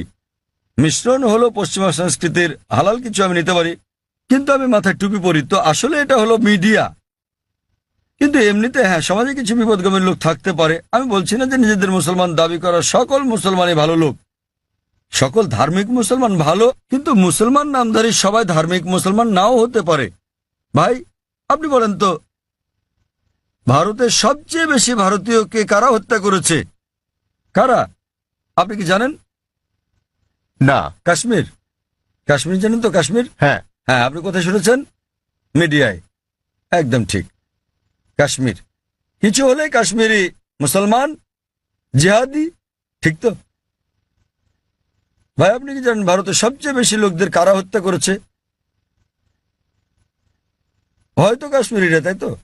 না, আপনার কি মনে হয়, আপনি কি মনে করেন হয়তো তারাই? হয়তো। হয়তো, ঠিক আছে, এটা একদম অবাস্তব কথা। আপনি কি জানেন আসামে কতজন লোককে হত্যা করা হচ্ছে? উলফার নাম শুনেছেন হয়তো? হয়তো সংক্ষিপ্ত সংবাদে, তাই তো? সংক্ষিপ্ত শিরোনামে নয়। উলফা হচ্ছে একটা হিন্দু সন্ত্রাসী সংগঠন। তাদের প্রধান উদ্দেশ্য হলো মুসলিমদের হত্যা করা। তারা কাশ্মীরি বিদ্রোহীদের চেয়েও বেশি হামলা করে থাকে, কিন্তু সংবাদে খুব কমই তাদের শোনা যায়। আপনি কি মাওবাদীদের জানেন? মাওবাদীরা তারা ভারতের ৬৬টি জেলার মধ্যে থেকে পুলিশের ভাষ্যমতে ১৫০টিরও বেশি জেলা দখল করে আছে। তাদের কাছে ভারতীয় সেনাবাহিনীর চেয়ে আধুনিক অস্ত্র আর গোলাবারুদ বেশি আছে। তাদের কাছে রকেট লঞ্চারও আছে। আপনি কি জানেন আধা কিলোমিটার দূর থেকেও তারা পুলিশ ফাঁড়ি ধ্বংস করে দেয়? এগুলো সংবাদে ছোট করে আসে। হ্যাঁ স্যার। তারা ভারতের জন্য কাশ্মীরিদের চেয়েও বড় বিপদ। কাশ্মীরিরা শুধু কাশ্মীরেই গোলাগুলি করে। সেটা ঠিক না ঠিক পরে আলোচনা করব। তাদের এই যুদ্ধ ন্যায় কি অন্যায় পরে আলোচনা করতে পারবো, ঠিক না ঠিক? কিন্তু তারা স্থানীয় আর মাওবাদীরা পুরো দেশ কব্জা করছে, এবং সরকার মাওবাদীদের চেয়ে কাশ্মীরিদের নিয়ন্ত্রণ করতে বেশি টাকা খরচ করছে। আমাদের বুঝতে হবে যে এই হচ্ছে মিডিয়া। এটা মূলত মিডিয়াই। সব সমাজে খারাপ জিনিস আছে। মিডিয়া সমাজে দুষ্টু লোকদের খুঁজে বের করে এবং তুলে ধরে এভাবে যে মুসলিম মাত্র এরকম। আমি নিশ্চিত কিছু কিছু লোক মুসলমান হওয়া সত্ত্বেও অপরাধী, যারা হয়তো নিষ্পাপ লোকদের হত্যা করে থাকে। তারা কোরআনের বিরোধী। কিন্তু আরো বেশি অমুসলিম রয়েছে যারা আরো বড় অপরাধী, যারা আরো বেশি ভারতীয়কে হত্যা করছে, কিন্তু মিডিয়া তাদের তুলে ধরছে না। তো আপনার প্রথম প্রশ্নের উত্তরে বলা যায় যে এর জন্য মিডিয়ায় দায়ী। আর তা না হলে আপনি এখানে দাঁড়িয়ে থাকতেন না, ঠিক তো? চিন্তা করেন, আপনি হাজার হাজার লোকের সামনে দাঁড়িয়ে আমাকে প্রশ্ন করছেন। আমি এটা হ্যাঁ, ভাবিনি। সেটাই প্রশ্ন করা। যদি আপনি নিশ্চিত হতেন তাহলে আমাকে প্রশ্ন করতেন না, তাই তো? তো এটাই হচ্ছে প্রমাণ যে যদিও আপনি মিডিয়ার কথা শোনেন কিন্তু তাদেরকে পুরোপুরি বিশ্বাস করেন না। তাই আমরা আপনার মতো লোকদের সম্মান করি। নেলসন ম্যান্ডেলা, আর এটা আমাকে দক্ষিণ আফ্রিকার সেই মহান নেতার কথা মনে করিয়ে দেয়, নেলসন ম্যান্ডেলা। এবার আপনার দ্বিতীয় প্রশ্নে আসি। আপনি বলেছেন যে আপনি একজন খ্রিস্টান এবং যীশু খ্রিস্টের উপর বিশ্বাস স্থাপন করেন। আপনি জানতে চেয়েছেন আমি কি ইসলাম গ্রহণ করতে পারি, মুসলমান হতে পারি? রাসূলকে বিশ্বাস না করে আপনি বোঝাতে চেয়েছেন নবী মোহাম্মদকে বিশ্বাস না করার কথা, ঠিক? হ্যাঁ। দূত বলতে তো যীশু খ্রিস্টকেও একজন দূত বলা যায়। কারণ হ্যাঁ, কারণ আমার জন্ম এবং বেড়ে ওঠা খ্রিস্টান পরিবারে, হ্যাঁ, ঠিক। খ্রিস্টান নিয়ম নীতিতে আমি এখনো পর্যন্ত শুধু যীশু খ্রিস্ট সম্বন্ধে জানি, মোহাম্মদ সম্বন্ধে জানি না। ঠিক, ঠিক আছে। সেই জন্য আমি বলছিলাম এ কারণে না যে আপনি নবী মোহাম্মদের বিপক্ষে। না, মোটেও তার হ্যাঁ, বিপক্ষে নয়। ভাই, একটা সুন্দর প্রশ্ন করেছেন। এই পরিস্থিতিতে আমি ইসলাম গ্রহণ করলে মানুষ কিভাবে আমাকে দেখবে? ঠিক ঠিক ভাই, একটা সুন্দর প্রশ্ন। আর আমাকে কি নামও পরিবর্তন করতে হবে? কারণ আমার ড্রাইভিং লাইসেন্স, পাসপোর্ট, সরকারি সম্পত্তি সব আপনার এই এই নামে নেলসন করা ম্যান্ডেলার আছে। নামটা পরিবর্তন করতে হবে কিনা? ভাই, একটা ভালো প্রশ্ন করেছেন যে খ্রিস্টান পরিবারে জন্মের কারণে তিনি আগের নবীদের সম্বন্ধে জানেন, তিনি যীশু খ্রিস্টের সম্পর্কেও জানেন, ইসলাম ধর্ম সম্পর্কে পড়েছেন, তিনি ইসলামের দর্শনে একমত, ইসলাম গ্রহণও করতে চান, কিন্তু নবী মোহাম্মদ সাল্লাল্লাহু আলাইহি ওয়াসাল্লাম সম্পর্কে তেমন কিছু জানেন না, ঠিক আছে? হ্যাঁ। এই কারণে তিনি নবী মোহাম্মদ সাল্লাল্লাহু আলাইহি ওয়াসাল্লামের উপর বিশ্বাস না এনে ইসলাম গ্রহণ করতে পারবেন কিনা, এই তার প্রশ্ন। আর তাকে তো নাম পাল্টাতে হবে কিনা? প্রথম প্রশ্নের ব্যাপারে বলা যায় যে আপনি একজন মুসলিম হতে পারবেন না যতক্ষণ পর্যন্ত সকল নবীর উপর বিশ্বাস আনবেন না। আমাদের সেই সকল নবীগণের উপরও বিশ্বাস আনতে হবে যাদের নাম কোরআনে আছে। তিনি যদি আল্লাহর একজন দূত হয়ে থাকেন তাদের আমাদের ভালোবাসতে হবে, সম্মান করতে হবে। আর আপনার জানার জন্য বলছি, ইসলাম হলো একমাত্র খ্রিস্টান ধর্ম বিশ্বাস যা বিশ্বাসের একটি ধারা হিসেবে যীশু খ্রিস্টকে বিশ্বাসের কথা বলেছে। কোন মুসলিমই মুসলিম নয় সে যদি যীশু খ্রিস্টের উপর বিশ্বাস স্থাপন না করে। আমরা বিশ্বাস করি যে তিনি আল্লাহ সুবহানাহু ওয়া তাআলার সর্বশক্তিমান আল্লাহর সবচেয়ে প্রভাবশালী নবীগণের একজন। আমরা বিশ্বাস করি যে তিনি মসীহ, যাকে বলা হয় খ্রিস্ট। আমরা বিশ্বাস করি যে তিনি অলৌকিকভাবে জন্মগ্রহণ করেছিলেন, কোন পুরুষের হস্তক্ষেপ ছাড়াই, যা অনেক আধুনিক খ্রিস্টানই বিশ্বাস করে না। আমরা বিশ্বাস করি যে তিনি আল্লাহর অনুমতি নিয়ে মৃতকে জীবন দান করেছিলেন। আমরা বিশ্বাস করি যে তিনি জন্মান্ধ এবং কুষ্ঠরোগীকে আল্লাহর সাহায্য নিয়ে ভালো করেছিলেন। খ্রিস্টান এবং মুসলিমরা এখানে একসাথে চলে। কিন্তু কেউ প্রশ্ন করতে পারে, তাহলে দুটোর পার্থক্য কোথায়? দুটোর পার্থক্য হচ্ছে, অনেক খ্রিস্টানই বিশ্বাস করেন যে যীশুখ্রিস্ট বা ঈসা আলাইহিস সালাম নিজের অমরত্ব দাবিদার। তিনি বলেন যে তিনি ঈশ্বর। প্রকৃতপক্ষে আপনি যদি বাইবেল পড়েন, দেখবেন কোথাও এমন একটাও নিঃশর্ত বক্তব্য নেই সমগ্র বাইবেলে যেখানে যীশুখ্রিস্ট বা ঈসা আলাইহিস সালাম নিজে বলেছেন যে আমি ঈশ্বর অথবা তোমরা আমার উপাসনা করো। আমি আবারও বলছি, যদি পড়েন বাইবেল, সেখানে একটিও নিঃশর্ত বক্তব্য নেই, একটিও দ্ব্যর্থহীন বাক্য পাবেন না সমগ্র বাইবেলে যেখানে যীশুখ্রিস্ট বা ঈসা আলাইহিস সালাম নিজে বলেছেন যে আমি ঈশ্বর অথবা তোমরা আমার উপাসনা করো। এমনকি বাইবেলে দেখবেন যীশুখ্রিস্ট বা ঈসা আলাইহিস সালাম নিজে বলেছেন, এর উল্লেখ আছে গসপেল অফ জন অধ্যায় নম্বর 14 অনুচ্ছেদ নম্বর 28। যীশুখ্রিস্ট নিজে বলেছেন, আমার পিতা আমার চেয়ে মহান। গসপেল অফ জন অধ্যায় নম্বর 10 অনুচ্ছেদ নম্বর 29, আমার পিতা সবার চেয়ে মহান। গসপেল অফ ম্যাথিউ অধ্যায় নম্বর 12 অনুচ্ছেদ নম্বর 28, আমি ঈশ্বরের শক্তি দিয়ে শয়তানকে পরাভূত করি। গসপেল অফ লুক অধ্যায় নম্বর 11 অনুচ্ছেদ নম্বর 20, আমি ঈশ্বরের আঙ্গুলের ইশারায় শয়তানকে পরাভূত করি। গসপেল অফ জন অধ্যায় নম্বর 5 অনুচ্ছেদ নম্বর 30, আমি নিজের থেকে কিছুই করতে পারি না, আমি যেমন শুনি তেমন বিচার করি, আর আমার বিচার ন্যায্য, কারণ আমি নিজের ইচ্ছায় চলি না, আমার পিতার ইচ্ছায় চলি। যে বলবে আমি সর্বশক্তিমান আল্লাহর ইচ্ছার অনুসারে নিজের ইচ্ছার নই, সে একজন মুসলিম। যীশুখ্রিস্ট সাল্লাল্লাহু আলাইহি ওয়াসাল্লাম ছিলেন একজন মুসলিম। তিনি কখনোই দেবত্ব দাবি করেননি, তিনি কখনোই বলেননি যে তিনি ঈশ্বর। আর আপনি যদি বাইবেল পড়েন, সেখানে বুক অব অ্যাক্টসে আছে অধ্যায় নম্বর 2 অনুচ্ছেদ নম্বর 22 যে হে ইসরায়েলের লোকেরা, এই নাজারেথের যিশুর কথা শোনো, তোমাদের মধ্যে হতে ঈশ্বর কর্তৃক মনোনীত ব্যক্তি, যিনি অলৌকিক অবিশ্বাস্য কাজ করেন ঈশ্বরের মাধ্যমে, আর তোমরা তার সাক্ষী। ঈশ্বর কর্তৃক মনোনীত এক ব্যক্তি তোমাদের মধ্যে আছেন, যিনি অলৌকিক অবিশ্বাস্য কাজ করেন ঈশ্বরের মাধ্যমে, আর তোমরা তার সাক্ষী। আর যখন যীশুখ্রিস্ট সাল্লাল্লাহু আলাইহি ওয়াসাল্লামকে জিজ্ঞেস করা হলো আপনার প্রথম নির্দেশ কি, তিনি অক্ষরে অক্ষরে সেই কথাটাই বললেন যা মুসা আলাইহিস সালাম বলেছিলেন বুক অব ডিউটেরোনমি অধ্যায় 6 অনুচ্ছেদ 4-এ। যীশুখ্রিস্ট সাল্লাল্লাহু আলাইহি ওয়াসাল্লাম সেই কথাটাই বলেন গসপেল অফ মার্ক অধ্যায় 12 অনুচ্ছেদ 29। তিনি বলেন, শামা ইসরাঈল আদনা হাইনু আদনাই খাদ। শোনো হে ইসরায়েলবাসী, ঈশ্বর, আমাদের ঈশ্বর হলেন একজন ঈশ্বর। তো আপনি যদি মুসলমান হন, মুসলমান হতে গেলে আপনাকে সকল নবীর উপর বিশ্বাস আনতে হবে। সে আদম থেকে শুরু করে নূহ, ইব্রাহিম, ইসহাক, মুসা, যিশু এবং নবী মুহাম্মদ সাল্লাল্লাহু আলাইহি ওয়াসাল্লামের উপর। তো এখন নবী মুহাম্মদ সাল্লাল্লাহু আলাইহি ওয়াসাল্লামের ব্যাপারে আপনার প্রশ্নে আসি। আপনি হয়তো তার সম্পর্কে বিস্তারিত জানেন না, আপনি হয়তো তার জীবনের সম্বন্ধে জানেন না, কিন্তু আপনাকে তার উপর বিশ্বাস আনতে হবে। আর আপনি যদি খাঁটি খ্রিস্টানও হয়ে থাকেন, যীশুখ্রিস্ট বা ঈসা আলাইহিস সালাম ভবিষ্যৎবাণী করেন নবী মুহাম্মদ সাল্লাল্লাহু আলাইহি ওয়াসাল্লামের ব্যাপারে। নবী মুহাম্মদ সাল্লাল্লাহু আলাইহি ওয়াসাল্লামের ব্যাপারে ভবিষ্যৎবাণী করা হয়েছে ওল্ড টেস্টামেন্টে, এমনকি নিউ টেস্টামেন্টেও ভবিষ্যৎবাণী করা হয়েছে বুক অব ডিউটেরোনমিতে অধ্যায় 18 অনুচ্ছেদ 18, বুক অব ডিউটেরোনমি অধ্যায় 18 অনুচ্ছেদ 19, বুক অব আইজায়া অধ্যায় 29 অনুচ্ছেদ 12, সং অব সলোমন অধ্যায় 5 অনুচ্ছেদ 16। এমনকি নিউ টেস্টামেন্টেও তার কথা বলা হয়েছে। যীশুখ্রিস্ট সাল্লাম বলেছেন নবী মুহাম্মদ সাল্লাল্লাহু আলাইহি সাল্লামের আগমনের ব্যাপারে গসপেল অফ জন অধ্যায় 14 অনুচ্ছেদ 16, গসপেল অফ জন অধ্যায় 15 অনুচ্ছেদ 26, গসপেল অফ জন অধ্যায় 16 অনুচ্ছেদ 7 এবং গসপেল অফ জন অধ্যায় 16 অনুচ্ছেদ 12 থেকে 14। আপনার বোঝার জন্য আমি শুধু শেষের অনুচ্ছেদটা বলবো। সবার শেষে যেটা বললাম, যীশুখ্রিস্ট সাল্লাল্লাহু আলাইহি সাল্লাম বলেন গসপেল অফ জন অধ্যায় নম্বর 16 অনুচ্ছেদ 12 থেকে 14 যে তোমাদেরকে আমার অনেক কিছুই বলার আছে, কিন্তু তোমরা এখন তা গ্রহণ করতে পারবে না। যখন সত্যের আত্মা আসবেন, তিনি তোমাদের সত্যের পথে পরিচালিত করবেন। তিনি নিজ থেকে কিছু বলবেন না, তিনি যা শুনবেন তাই বলবেন, তিনি আমাকে মহিমান্বিত করবেন। তো এখানে যীশুখ্রিস্ট সাল্লাল্লাহু আলাইহি সাল্লাম বলছেন নবী মুহাম্মদ সাল্লাল্লাহু আলাইহি সাল্লামের ব্যাপারে। তিনি বলছেন তোমাদেরকে আমার অনেক কিছুই বলার আছে, অর্থাৎ যীশুখ্রিস্ট মানুষদের অনেক কথা বলতে চেয়েছিলেন, কিন্তু তিনি বলেন তোমরা এখন তা বুঝতে পারবে না। যখন সত্যের প্রতিরূপ আসবেন, তিনি তোমাদের সত্যের পথে চালিত করবেন। এখন অনেকে বলতে পারেন এই প্রতিরূপ হচ্ছে পবিত্র আত্মা। তারা বুঝতে অক্ষম যে প্রতিরূপ কোনো পবিত্র আত্মার কথা বোঝায় না। কেন? কয়েকটা অনুচ্ছেদ আগেই গসপেল অফ জনের অধ্যায় নম্বর 16 অনুচ্ছেদ 7 যীশুখ্রিস্ট সাল্লাল্লাহু আলাইহি ওয়াসাল্লাম বলছেন যে তোমাদের ভালোর জন্য আমাকে যেতে হচ্ছে, কেননা আমি না গেলে সত্যের প্রতিরূপ আসবেন না। সুতরাং আমি যদি যাই, আমার প্রস্থানেই তার আগমন নিশ্চিত। সেই প্রতিরূপ এবং শান্তি আসবে যদি যীশুখ্রিস্ট বা সাল্লাম বিদায় নেন।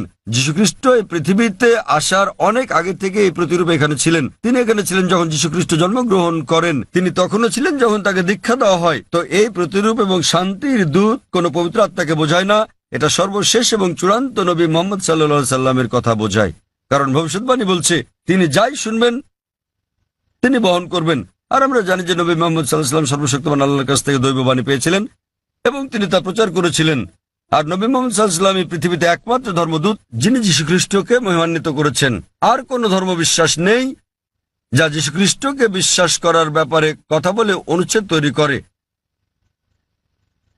এই মহিমান্বিত কোরআন নবী মুহাম্মদ সাল্লাল্লাহু আলাইহি সাল্লামের বাণীর কারণে, আর তিনি যে দৈববাণী ধারণ করেছেন সে কারণে 150 কোটিরও বেশি মানুষ আজ যীশুখ্রিস্টকে ঈশ্বরের দূত হিসেবে বিশ্বাস করে থাকে। যদি নবী মুহাম্মদ সাল্লাল্লাহু আলাইহি ওয়াসাল্লাম সেটা না বলতেন, যদি এই কিতাবে তার কথা প্রকাশিত না হতো, তাহলে আমরা বিশ্বাস করতাম না যে যীশুখ্রিস্ট ঈশ্বরের দূত। যেহেতু নবী মুহাম্মদ সাল্লাল্লাহু আলাইহি ওয়াসাল্লাম বলেছেন, আমরা সকল মুসলমান সন্দেহাতীতভাবে বিশ্বাস করি যে যীশুখ্রিস্ট সাল্লাল্লাহু আলাইহি সাল্লাম আল্লাহর সবচেয়ে প্রভাবশালী নবীদের মধ্যে একজন। একইভাবে আপনি যদি খ্রিস্টান হন আর আপনার ধর্মগ্রন্থ পড়েন, নবী যীশুখ্রিস্ট সাল্লাল্লাহু আলাইহি সাল্লাম ভবিষ্যৎবাণী করে গেছেন সর্বশেষ ও চূড়ান্ত নবী মুহাম্মদ সাল্লাল্লাহু আলাইহি সাল্লামের আগমনের ব্যাপারে। এখন যেহেতু আমি তুলনামূলক ধর্ম নিয়ে পড়ি, আমি হয়তো যীশুখ্রিস্ট সম্পর্কে অনেক কিছু জানি, কিন্তু অধিকাংশ মুসলমানই আপনি যদি জিজ্ঞেস করেন যীশুকে ছিলেন, তিনি একজন নবী, কিন্তু আপনি বিস্তারিত জিজ্ঞেস করলে তারা নাও জানতে পারে। তারা বিশ্বাস করে যে তিনি নবী। আমি তুলনামূলক ধর্মতত্ত্ব, বাইবেল এগুলো পড়ার পরে হয়তো অন্য মুসলমানদের চেয়ে অনেক বেশি জানি, কিন্তু সকল মুসলমানকে বিশ্বাস করতে হবে যে তিনি একজন নবী। একইভাবে একজন মুসলমান হওয়ার জন্য আপনাকে অন্তত এটা মেনে নিতে হবে যে নবী মুহাম্মদ সাল্লাল্লাহু আলাইহি সাল্লাম নবী মুহাম্মদ আল্লাহর দূত। যদি না মানেন তাহলে হতে পারবেন না, কারণ তিনি সর্বশেষ ও চূড়ান্ত নবী। আপনি হয়তো তার সম্বন্ধে বিস্তারিত জানেন না, কিন্তু আপনাকে বিশ্বাস করতে হবে তিনি একজন নবী।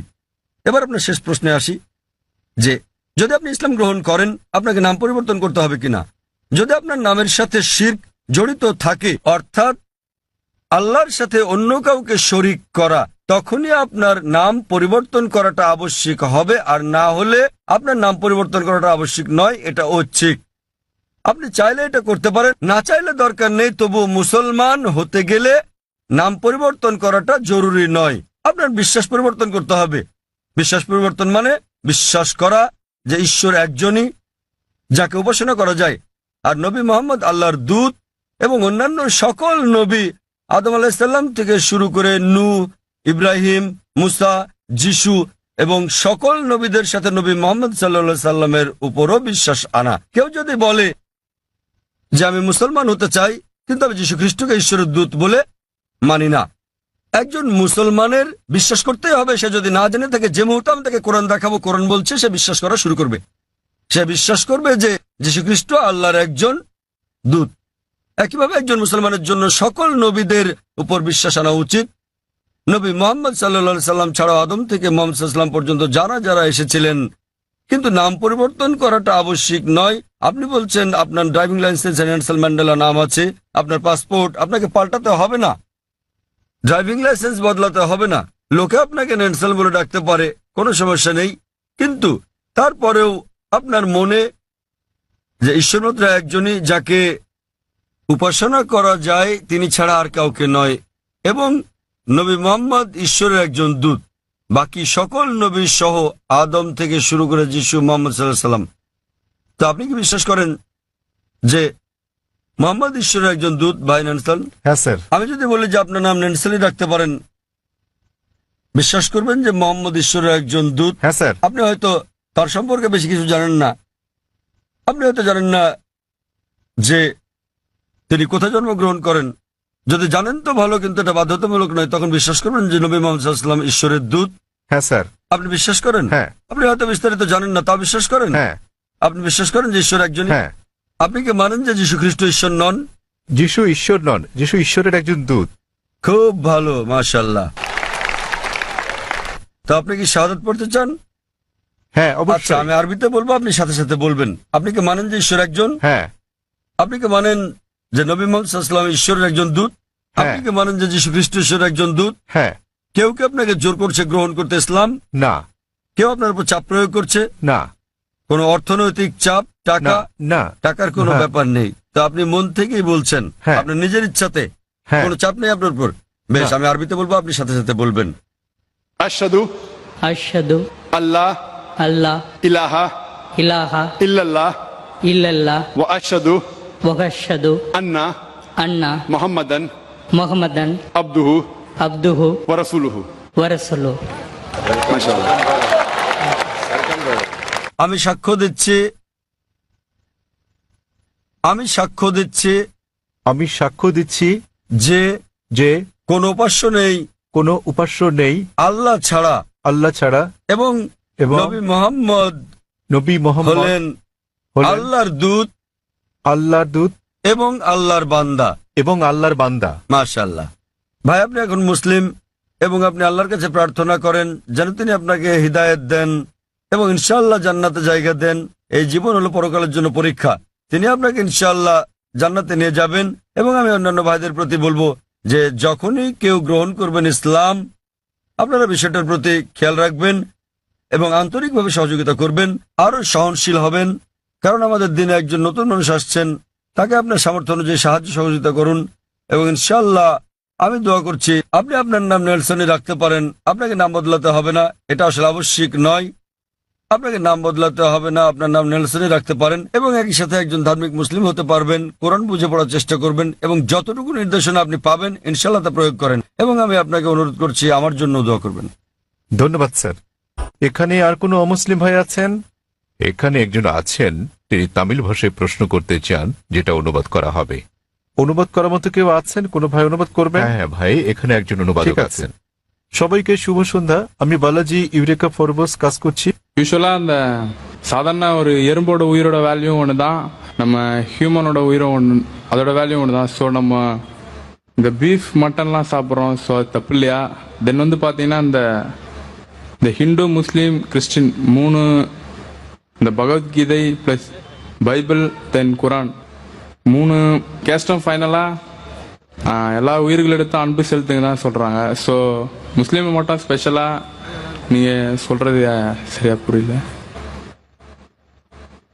ভাই একটা প্রশ্ন করেছেন যে একটা পিঁপড়া মারা অন্যায়, যদিও পিঁপড়া ক্ষতিকর হতে পারে, কিন্তু আরো বৃহৎ দৃষ্টিতে দেখতে গেলে মুসলমানরা যা করে তা হল গরু এবং অন্যান্য পশু হত্যা করে। ওনার মতে মুসলমানরা অনেক বেশি গরুর মাংস, খাসির মাংস ইত্যাদি খায়। তো এটা কি অন্যায় নয়?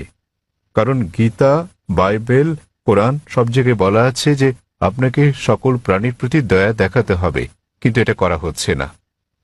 ভাই যে প্রশ্নটা করলেন যে একটা পিঁপড়া মারাও অন্যায় এবং জীবন্ত প্রাণী মারাও অন্যায়, তো কেন মুসলিমরা মাংস খায়, গরু, খাসি ইত্যাদি, এটা কি অন্যায় নয়? আমাদের কি দয়া দেখানো উচিত নয়? আমি ভাইয়ের প্রশ্নের প্রথম অংশের সাথে একমত এবং এটা বুঝি যে তিনি ইংরেজি বুঝতে পারেন, যদিও বলতে পারেন না।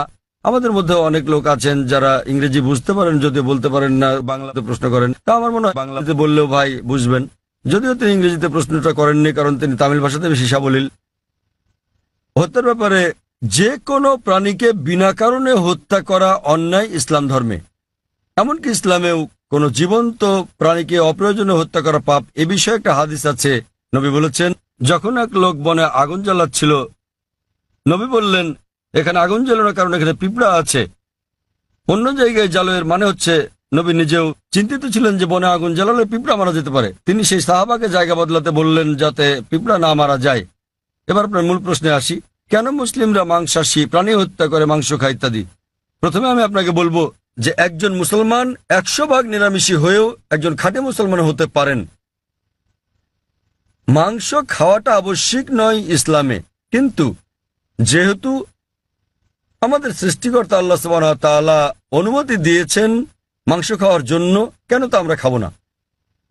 আপনি যদি ভেবে দেখেন, পবিত্র কোরআনে বলা আছে সূরা মাইদা অধ্যায় 5 আয়াত নম্বর 1 যে তোমাদের জন্য বৈধ হলো চতুষ্পদ পশু। তাহলে চতুষ্পদ পশু খাওয়া আমাদের জন্য বৈধ। কোরআন বলছে সূরা নাহল অধ্যায় 16 আয়াত নম্বর 5 যে সর্বশক্তিমান আল্লাহ তোমাদের জন্য বৈধ করেছেন গবাদি পশুর মাংস। এবং আরো অন্যান্য জায়গায় সূরা মুমিনুন অধ্যায় 23 আয়াত নম্বর 21, আরো অনেক জায়গায়।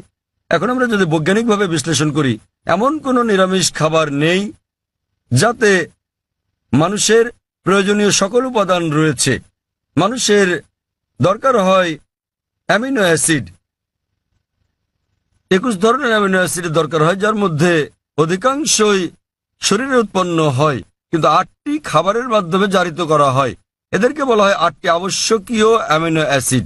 আমার জানা মতে এমন কোনো শাকসবজি নেই যাতে 8 ধরনের অ্যামিনো অ্যাসিড আছে। তাই এমন কোনো শাকসবজি নেই যেটাকে বলা হয় সম্পূর্ণ খাদ্য। সুতরাং এগুলো আমিষ জাতীয় খাবার থেকেই সংগ্রহ করতে হবে। আপনি যদি আরো বিশ্লেষণ করে দেখেন, আমিষ জাতীয় খাবার এটা পুষ্টিকর, ভিটামিন কে তে ভরপুর। আর আরো গভীরভাবে দেখলে যদি আপনি দেখেন তৃণভোজী প্রাণীদের দাঁত, গরু, ছাগল, ভেড়া, তাদের দাঁত সমান। তারা শুধু শাকসবজি খায়, শুধু ঘাস খেতে পারে, মাংস খেতে পারে না।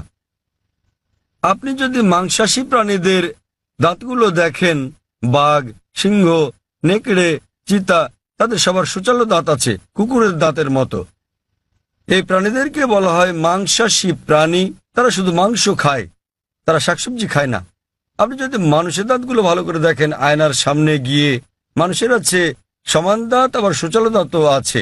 যদি সর্বশক্তিমান ঈশ্বর চাইতেন যে আমরা শুধু শাকসবজি খাবো, তাহলে কেন তিনি আমাদের এই সুচালো দাঁত দিলেন? কেউ বলতে পারেন কেন?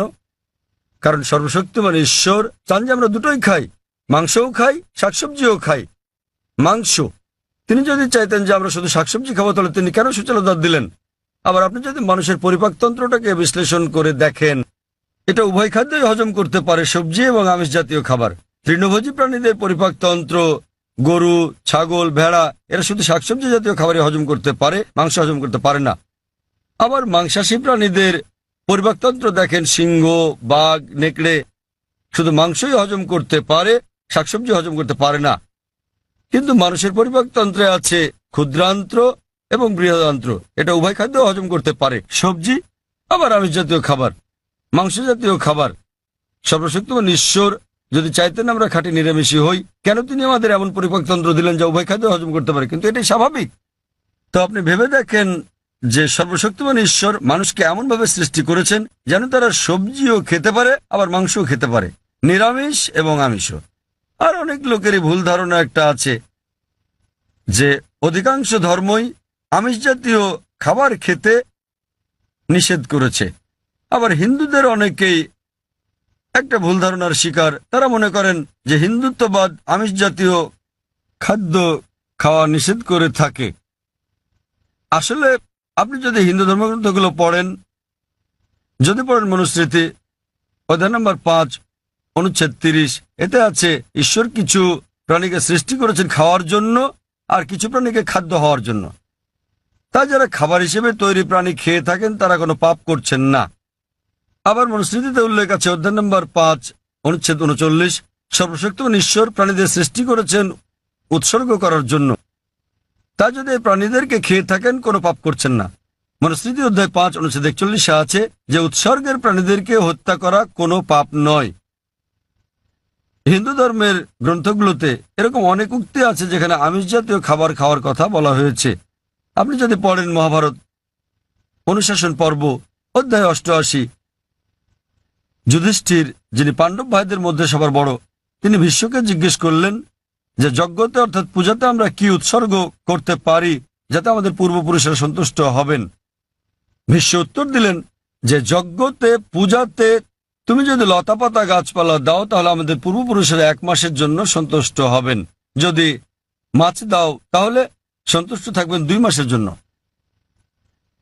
তুমি যদি তাদের মাংস দাও 3 মাস, যদি খরগোশ দাও তাহলে 4 মাস, যদি ছাগল দাও তো 5 মাস, যদি শূকর দাও 6 মাস, আর যদি হরিণ দাও তাহলে 6 মাস, যদি পাখি দাও 7 মাস।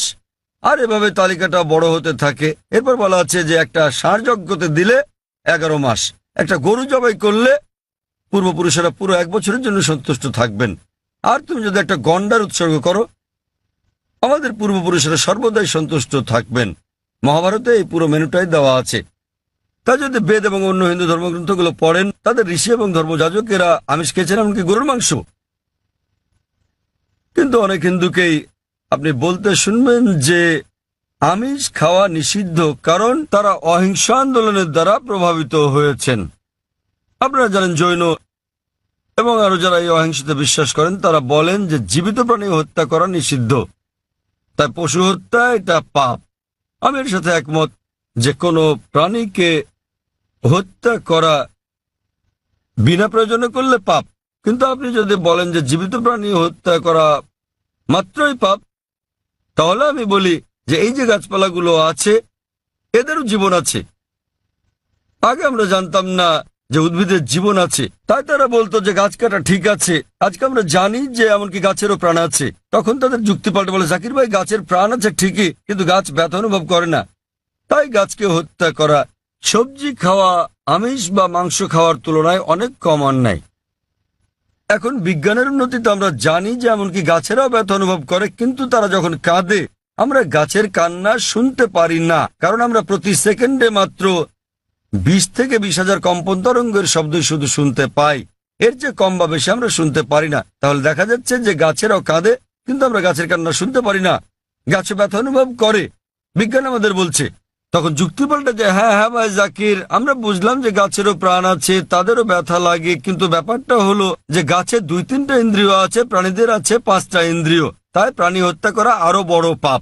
তর্কের খাতিরে যদি কথাটা মেনেও নেই যে গাছের 2টো ইন্দ্রিয় 3টি ইন্দ্রিয় আছে, প্রাণীদের আছে 5টি ইন্দ্রিয়, আর সে কারণে প্রাণী হত্যা করা বেশি অন্যায়, তো তাদের কাছে আমার প্রশ্ন যে ধরেন একজন লোক, তার এক ভাই আছে যে হচ্ছে মুখ আর বধির, শুনতেও পারে না, বলতেও পারে না। এখন কেউ যদি তাকে গিয়ে মেরে ফেলে, ধরেন আপনার নিজেরই ভাই যে মুখ ও বধির, কথা বলতে পারে না, শুনতেও পারে না, এখন কেউ যদি তাকে হত্যা করে, আপনি কি বিচারকের কাছে গিয়ে বলবেন যে হুজুর হত্যাকারীকে কম শাস্তি দিন, কারণ আমার ভাইয়ের 2টো ইন্দ্রিয় কম ছিল, সে বলতে পারতো না, শুনতে পারতো না? আপনি কি তাই বলবেন? আপনি বলবেন যে হুজুর হত্যাকারীকে দ্বিগুণ শাস্তি দিন, কারণ আমার ভাই ছিল একজন নিষ্পাপ মাসুম, সে বলতে পারতো না, শুনতেও পারতো না। তো ইসলামে এরকম কোনো বিধান নেই যে কম ইন্দ্রিয় থাকলে কম শাস্তি পাবেন বা বেশি ইন্দ্রিয় থাকলে বেশি শাস্তি পাবেন। কোরআন বলছে যে তোমাদের যে সকল উত্তম জিনিস দেওয়া হয়েছে তোমরা তা ভক্ষণ করো যে পর্যন্ত সেটা বৈধ এবং হালাল অনুমতি আছে। তো ইসলামে পশু জবাইয়ের অনুমতি আছে, শুধুমাত্র খাওয়ার উদ্দেশ্যে বিনা কারণে শিকার করার জন্য, খেলার জন্য এটা নিষিদ্ধ। যেমন বনে আগুন জ্বালালে পিঁপড়া মারা যাবে, তাই নবী বলেছেন এটা করো না। তো যে কোনো জীবিত প্রাণী হত্যা করা নিষিদ্ধ, যদি না এটা খাওয়ার মাধ্যমে জীবন ধারণের জন্য হয়ে থাকে, আর যদি এটা সেই সব অনুমোদিত প্রাণীদের মধ্যে হয়ে থাকে যেগুলোকে আল্লাহ বৈধ করেছেন। যেভাবে মনুস্মৃতিতে বলা আছে ঈশ্বর কিছু প্রাণীকে করেছেন খাদ্য আর কিছুকে খাদক। যদি আপনি খাওয়ার জন্য প্রাণী হত্যা করেন তাহলে কোনো পাপ করছেন না। আর না হলে এমনিতে আপনি যদি বুঝতে পারেন যদি অমুসলিমরা আমিষ জাতীয় খাবার নাও খায়, আমার তাতে কোনো রকম সমস্যা নেই। কারণ যদি ভারতের প্রত্যেক অমুসলিমই আমিষ খাওয়া শুরু করেন তাহলে গরু ছাগলের মাংসের দাম বেড়ে যাবে। তাই অমুসলিমরা আমিষ না খেলে আমার কিছু যায় আসে না।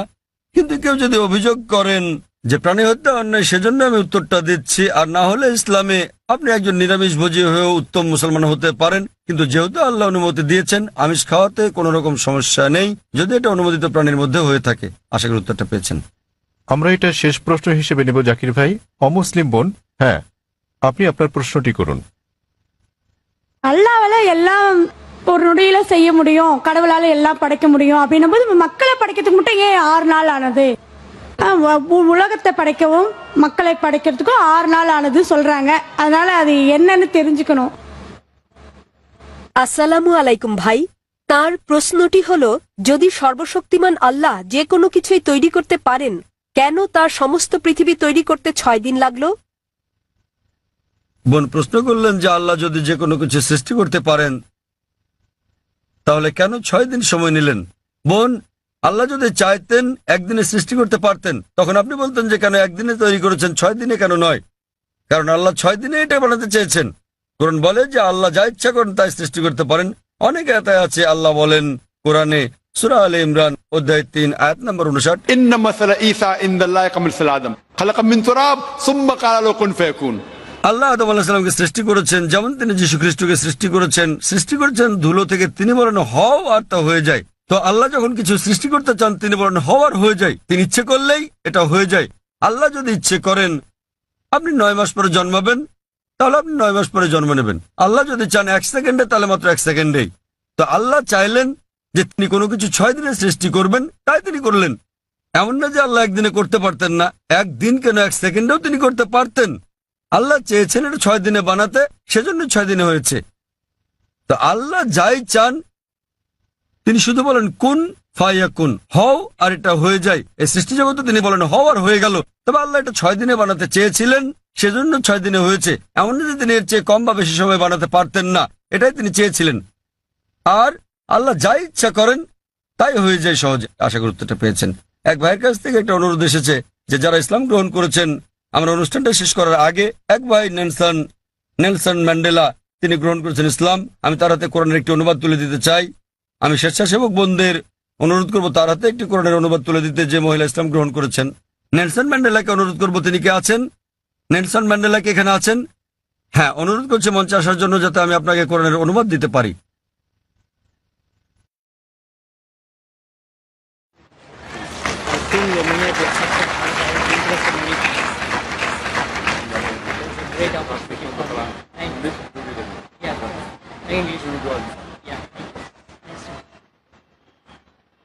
আমি আরো অনুরোধ করছি, কয়েকজন বোন ইসলাম গ্রহণ করেছেন। আমি চাইবো যে আমাদের মহিলা স্বেচ্ছাসেবকেরা কোরআনের অনুবাদ তাদের হাতে একটি করে তুলে দেবেন। ওয়াখিরি দাওয়ানা আলহামদুলিল্লাহি রাব্বিল আলামিন। অসংখ্য ধন্যবাদ আপনাদের ভাই ও বোনেরা।